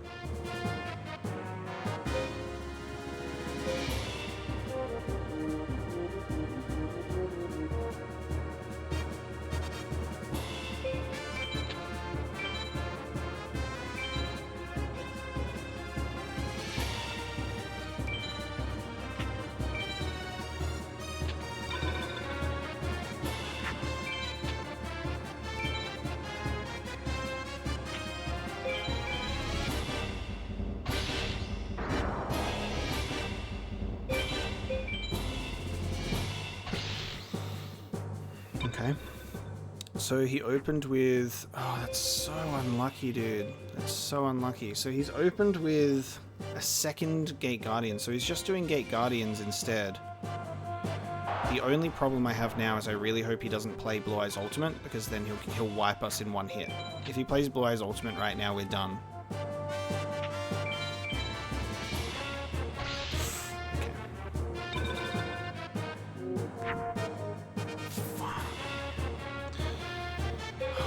We lost. Well, actually, we didn't lose, but we've kind of lost. That's the problem, is we've kind of lost. Because we put this on Neptune and we can beat him because it's Mars, but we've kind of lost. This is really close. I didn't want to put Megamorph on Red Eyes, but that was a desperate attempt. Because he could play... If he plays Blue Eyes Ultimate, now we lose. Okay. Wait, I'm so confused. Why did he do that? Why did he do that? Why did he do that? Did he not know that he would die? Dude, he willingly destroyed himself. That's an AI scripting error for sure. I think what it did is because technically that card is definitely supposed to kill one other card under normal circumstances, but he forgot about Guardian Star. That man fucking failed. I'm still really scared of Blue Eyes Ultimate Dragon, but he hasn't played it yet, dude. I'm so scared. How are we winning with one Red Eyes, dude? What's going on right now? I'm scared. I'm so scared right now. We have 750 life points. What the fuck?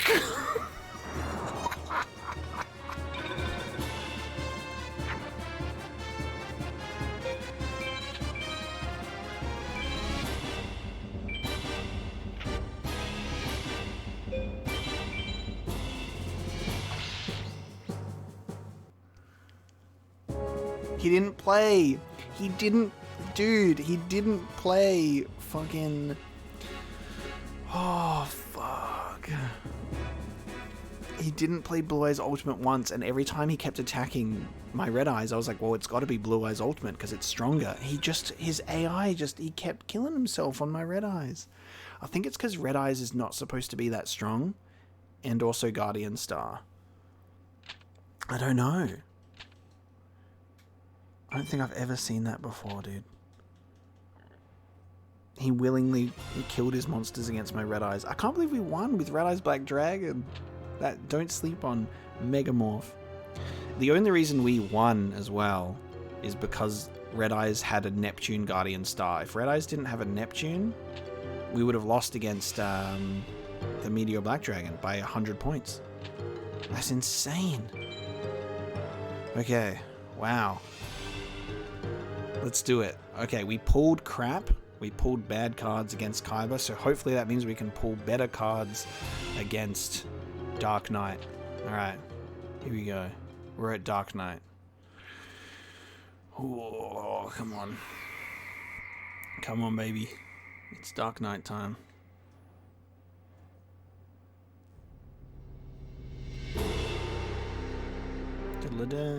I welcome you, Fortnite. I'm gonna put you in a card and light you on fire. No! I'm in the card. Oh, no. Help me. Yeah, everyone, give me your energy. Wait, wrong anime. We have to draw a friendship marker symbol on our hands and believe in friendship instead. And I need to have a weird spirit talk with my grandfather, whose soul is trapped in Pegasus's castle. And then believe in the Heart of Cards to summon Exodia, which I don't even have, to win. Alright, let's go. It's me, the player character. Get ready to die. Red Eyes buffed is the bug to rule them all, apparently. Yeah, that's right, Zero. Like, if you just buff Red Eyes, and apparently your enemy will just attack it. That's actually a good tactic. I wonder if we should try it again. See if it works. Specifically, buffed Red Eyes bug. Did we find a glitch?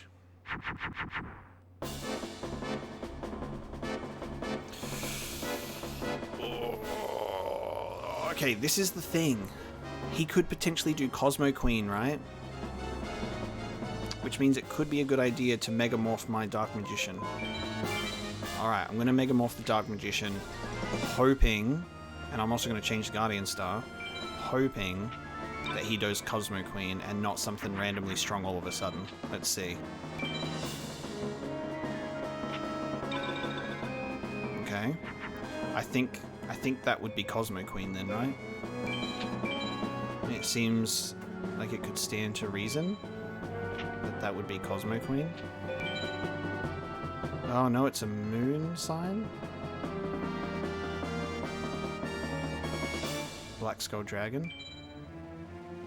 Right, thanks Zero. Nice. Have you got Pegasus's eye or something? You've got Pegasus's eye. You've got the Millennium Eye, dude. You Millennium Eyeballing this shit right now. Alright, so we're pulling the same cards again. We're pulling the same cards. Dark Magician and Skull Knight instead of anything else. Alright, that one's Sun. I'm gonna be safe and attack with the stronger one. It was a Blue Eyes. It was a Blue Eyes White Dragon. Where'd you get that, Dark Knight? You've been in prison for thousands of years. Where'd you get this deck, boy? Where'd you get this one? Okay. Okay. Okay. Stress. Okay. Ooh. Oh. Oh.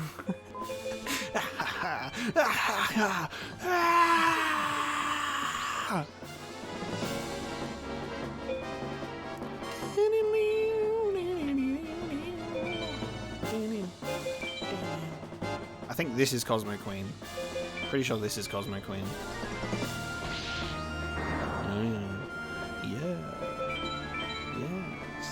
Yes, we won. Alright, that's better. We pulled much better against him this time, dude. We played better. We just beat Fortnite. Yeah, my Millennium Eye. Hey guys, do you think that's the end of the game?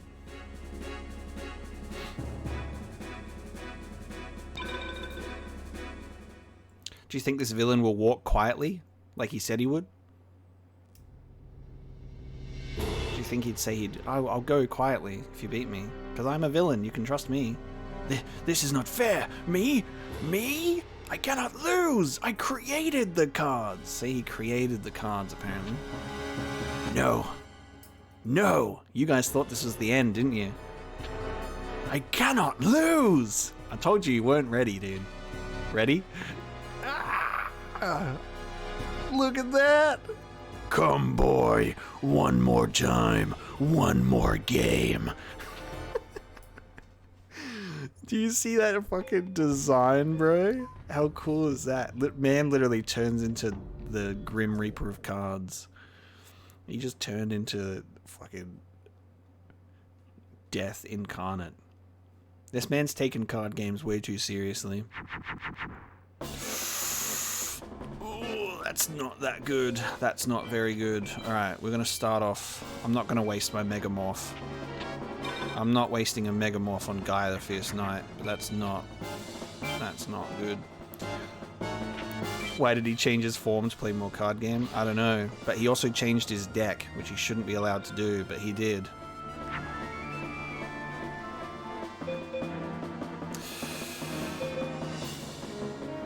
Yeah, alright. Yeah, alright, I'll do that. But yeah, he changed his... He also somehow managed to change his deck. He pulled out another one that he just had in the background.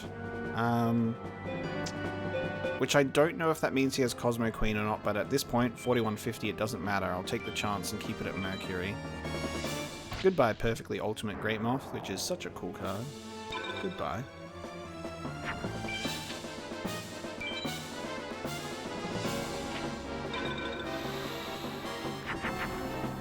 Ooh, this feels so good right now, dude. This feels good. This one feels good. Dragon Treasure Meteor B.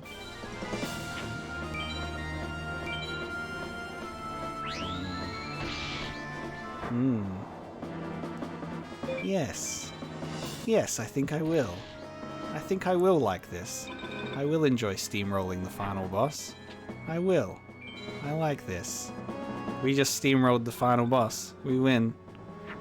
We did it. We did it, everybody. Everybody, you gave me your energy. We believed in friendship and the heart of the cards. Ah, we did it. We won. That's it. That's the game over, baby. I like that we did it with our Skull Knight, which we already had as well. Like, we did pretty good. We did pretty good. That's it. But I created the cards. No! No, not again.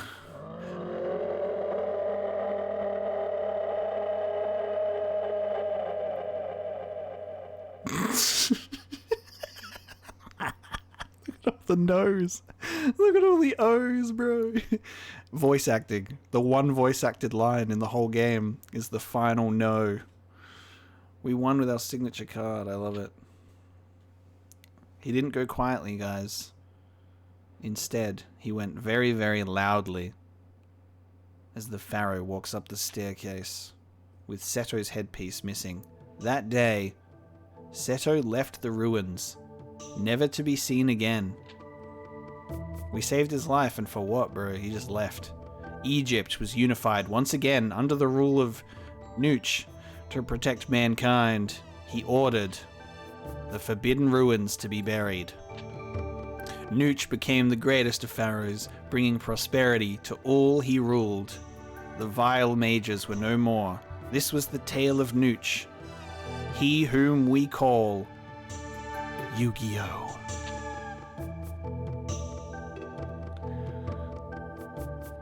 Dude, we did it. We actually beat the fucking game.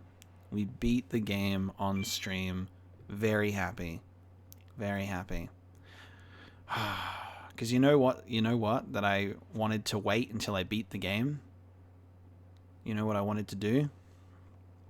I wanted to wait to beat the game in this moment to share with you one of my biggest embarrassments.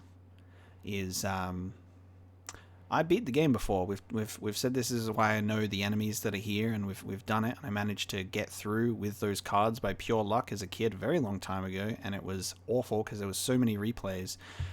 I never saved the game after doing that, which is why those characters that we faced do not show up in Free Duel.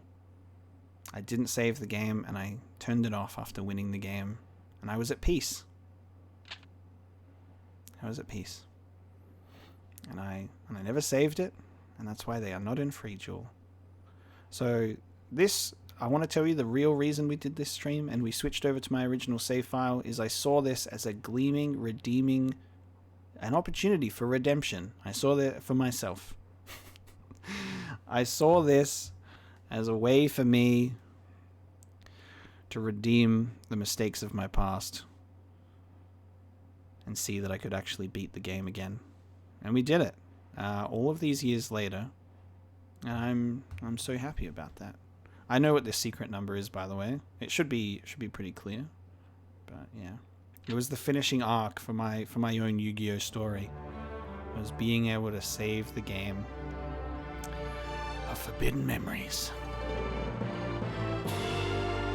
Original character design, monster design scenario draft by Kazuki Takahashi. That's right, the creator of Yu-Gi-Oh! Did this plotline. Yu-Gi-Oh! Baby. Yeah, the plot twist is, guys, this was secretly my redemption story. This is what this stream was, and I didn't want to share it with you until we actually accomplished it. Otherwise, I wouldn't know if we could do it. But we did it. Thought Logic Design. Do you guys want to fire those guys? Because they're the ones who are responsible for Seto attacking my red eyes, bro. We can't skip the credits, by the way, so we just gotta let it roll. But it's a good opportunity to just celebrate a victory together. We beat that game. Legitimately, too, without save states, on my original save file, and I just think that's really nice. It's a very cool thing for me to, like, check off on my list. You know? I actually think, as a result, like, it makes me so much happier that instead of us playing it on the emulator, which we were originally, going back, setting up my PS1, my PS2, and playing the original game instead of trying to brute force our way through the ending on save states. Yeah, after that time with the 3 ultimate blue eyes, it was totally karmic justice. Oh my god.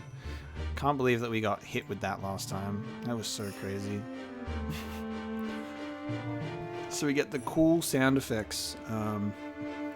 The cool exit credits music, and we get wireframes of the 3D models for every monster. I don't know why they decided to do the wireframes. I think it honestly would have just been cooler just to show the actual rendered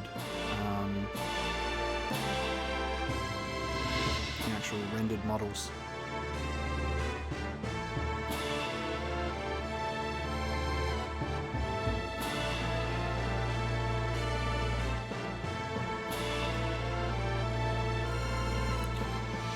Oh man. All those 3D models went to waste, yeah, because they didn't even get to show them off in the credits. They went, you know what they want to see in the credits? The wireframes. They want to see the wireframes.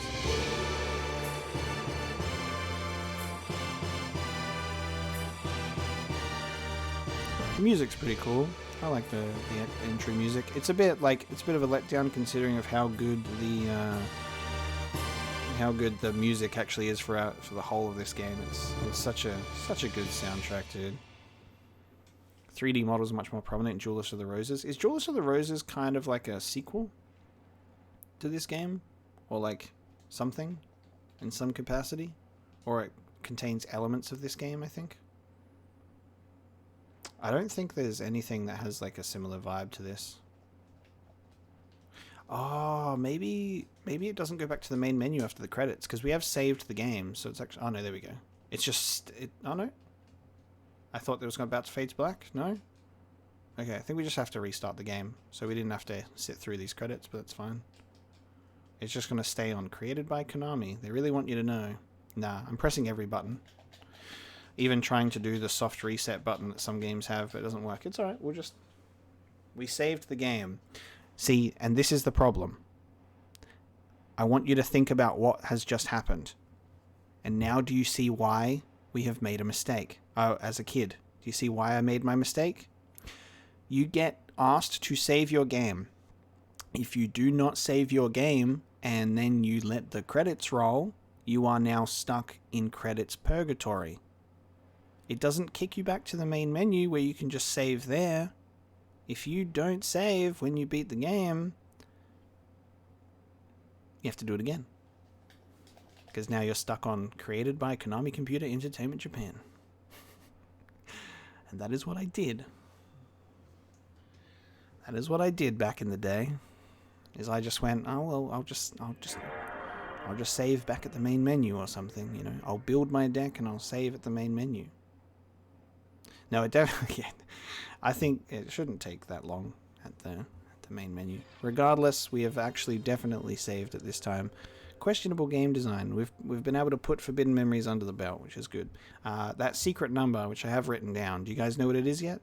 Have you figured out what it's for? What the secret number is?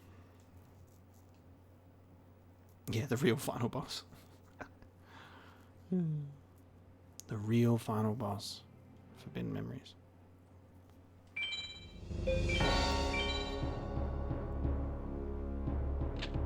It's this.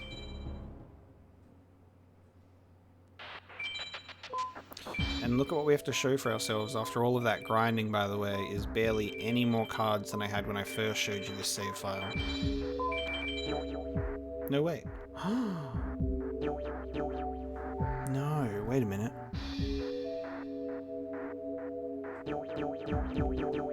No. Okay, it was one of two things. It's not this.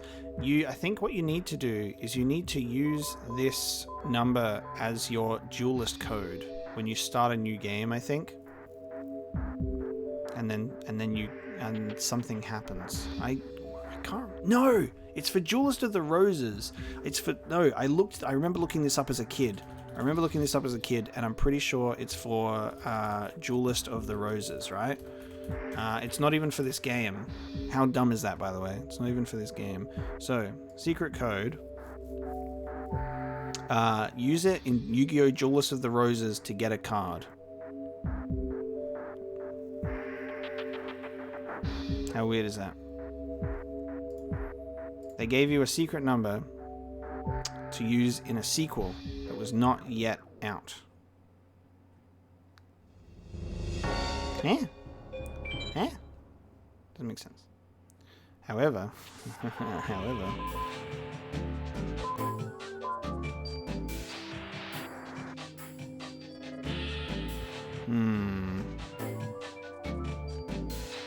that bugs me. Is that the oh no. Is that that must be the rematch. Oh shit. I didn't realize that Labyrinth Mage and that maybe rematching with the Labyrinth Mage was in there. Oh no, it is Seto's second. Where is Seto's second? What did I do wrong to miss Seto's second, man? Yeah, what the fuck? How do you fight Seto's second? Because that's after Labyrinth Mage. Oh, that really... Ugh, that hurts. That hurts. That hurts a lot. Anyway, Dark Knight, and then he changes his name. Oh, defeat 2 shrines, go to Dueling Grounds. Yeah, right. You face him at the Dueling Grounds. I totally forgot about that. Chump. Anyway, he changes his name from Dark Knight into Nitemare. I'm a nightmare. Well, we did it. We did it. We beat the game. And we're missing that square. I'm pretty sure... What happens with the campaign now? Because I've never done this. I've never done this. I've never gotten this far because obviously we didn't save at the end. I beat the game, but I never saved it. Does the campaign just start again? What happens? What happens in the campaign? Is it New Game Plus, dude? Does this game essentially have New Game Plus? Because it just starts again. Oh shit. You can just New Game Plus this shit. Doing New Game Plus before it was legit and before it was cool. How about that? You know what would be nice if, like, instead of just campaign, once you beat the game, it opens up like a level select and you could choose which part of the game you want to be in.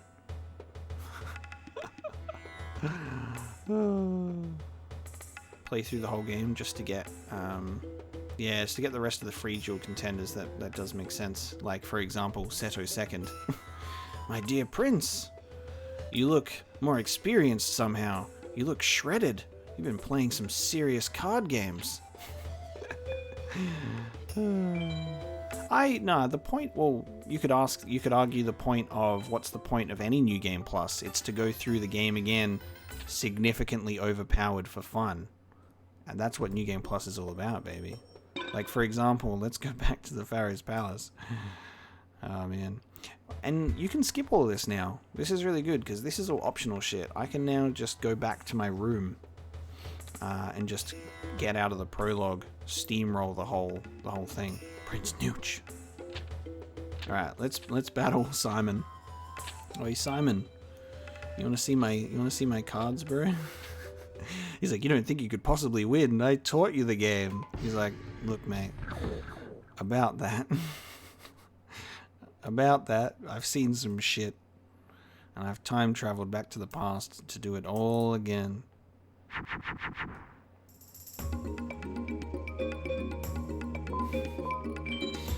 Oh, Simon Moran. You don't know what you're getting into. Hey guys. There's your favorite card, Twin-Headed Thunder Dragon. Hey Simon, what you got for me, buddy?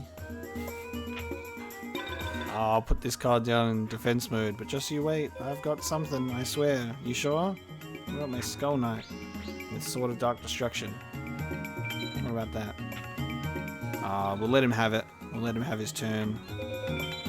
Oh, he's doing a fusion! 2 key mace into a Dark Witch. Look, guys, he pulled out a fusion. Oh, it's in defense mode. Poor Simon. Yeah, let me just make this stronger. There we go. 3650. Nice, that's good. Alright, let's see.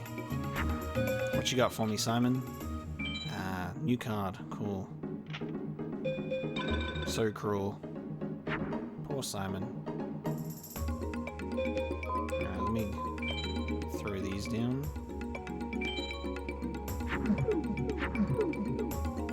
Put that there as well. Alright, let's move that around. Oh, he's got the last card in his hand. He means business. He's being serious. He's just playing defensively. He's being very strategic right now. Just you wait. Just you wait. It's all part of his plan. I have a plan of my own, Simon. Just you wait. I actually want to see, because this is the easiest way to do it, because obviously this is the easiest jewel in the game. I want to see if we can do our Meteor Black Dragon in the strongest way possible. Stop torturing him. Oh, I just realized that I can also fuse Meteor Black Dragon. I don't even need to draw it. There you go, perfect. Just do this instead. Meteor Black Dragon. There you go, nice. Good shit. Cool. Ooh, he's fusing with Dark Witch. He's fusing a fusion to make Cat go. Nice, look at that, so strong. Oops, never mind.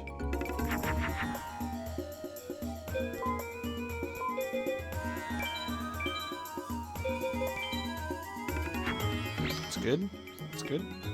Just making ourselves a little bit strong here. Just a little bit strong.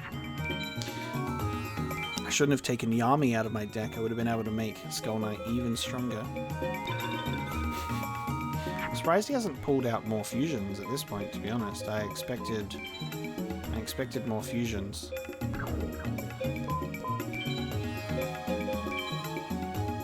Simon's eyes literally just... Oh, those two fuse it to something. The more you know.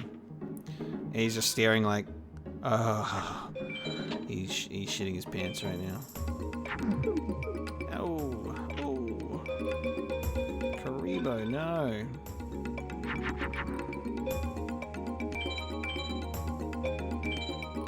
Dragon Treasure.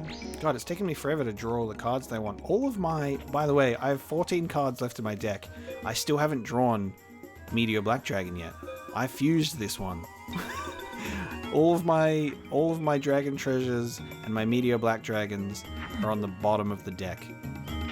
They even started me off at some sort of a disadvantage to my key cards right at the end. Alright, goodbye Red Eyes. It's nice knowing you. How do you make Black Skull Dragon again? Can you fuse to make Black Skull Dragon? That's Red Eyes and Summon Skull, isn't it? Red Eyes and Summon Skull makes Black Skull Dragon. It'd be nice if Red Eyes and Skull Knight could make Black Skull Dragon. That would be cool. Zombie Warrior, Simon. Guys, Zombie Warrior. That's spicy. There they are. There's 2 Dragon Treasures.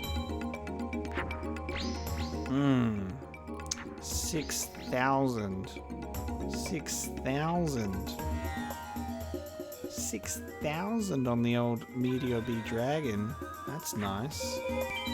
That's pretty cool. Oh, Simon. This is the reward for beating a ridiculously hard and difficult game. A ridiculously hard and difficult game is being able to look at your Meteor Black Dragon in the eyes and be like, you know what? We could push you to 8,000 attack points if we really wanted to.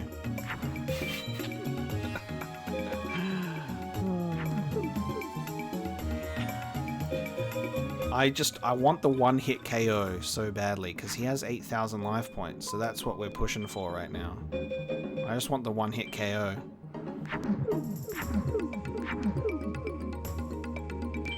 Is it worth it? Oh yeah, so worth it. I have to be careful not to accidentally draw too many cards that I don't have in reserves, because if I do that, I'll actually lose the duel, which would be hilarious after all of this gloating that I'm doing right now. There you go. 8,000. 8,000 attack points. It's a one-hit KO monster now. All life points. All life points in one hit. How about that? Is it possible to wield such power?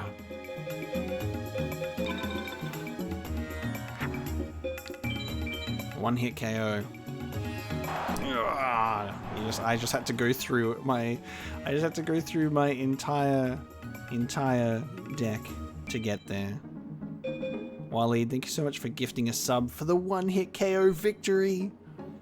8,000. I've never done 8,000 damage before in my life. That's a historic moment for me. As a D-Tech win. Such a lust for revenge. Whoo! You won. 'Twould seem that I taught you well. You've grown strong. You've won fair and square. As promised, you may go. I've nothing more to say. Oh, what a one-hit KO. That was awesome. Alright, guys. We beat Forbidden Memories. Our grind stream turned into a victory stream. This was legitimately supposed to be just having fun doing a grind. I was like, hey, this probably won't even go on YouTube because we'll just be grinding until I'm bored and then we'll play some like other PS1 games. Turns out in fact, it was indeed possible to beat the game, and in pretty decent time too. We got the cards that we needed in about an hour of grinding, and then we did it. Thank you so much for joining me for this stream, everybody. We beat Forbidden Memories. We've got that under the belt, which is awesome, and I have redeemed myself and finally saved the game after beating it, which is really cool. So yeah, I will end up chucking this one up on YouTube because it's the whole thing. Much appreciated, guys. Thank you for keeping me company tonight. So good. It's now 2 a.m. so I'm gonna get some sleep. It looks like the other PS1, PS2 games, whatever that we'll have to do, we'll wait until another time. But that means we can focus on doing that instead, which is pretty cool. And then we can just play some other fun games. Again, list of games that I got to get through on stream is a lot of them. I got a lot that I want to do. Like we got to do Spider-Man 2 on PS1, Enter Electro as the next Spider-Man stream.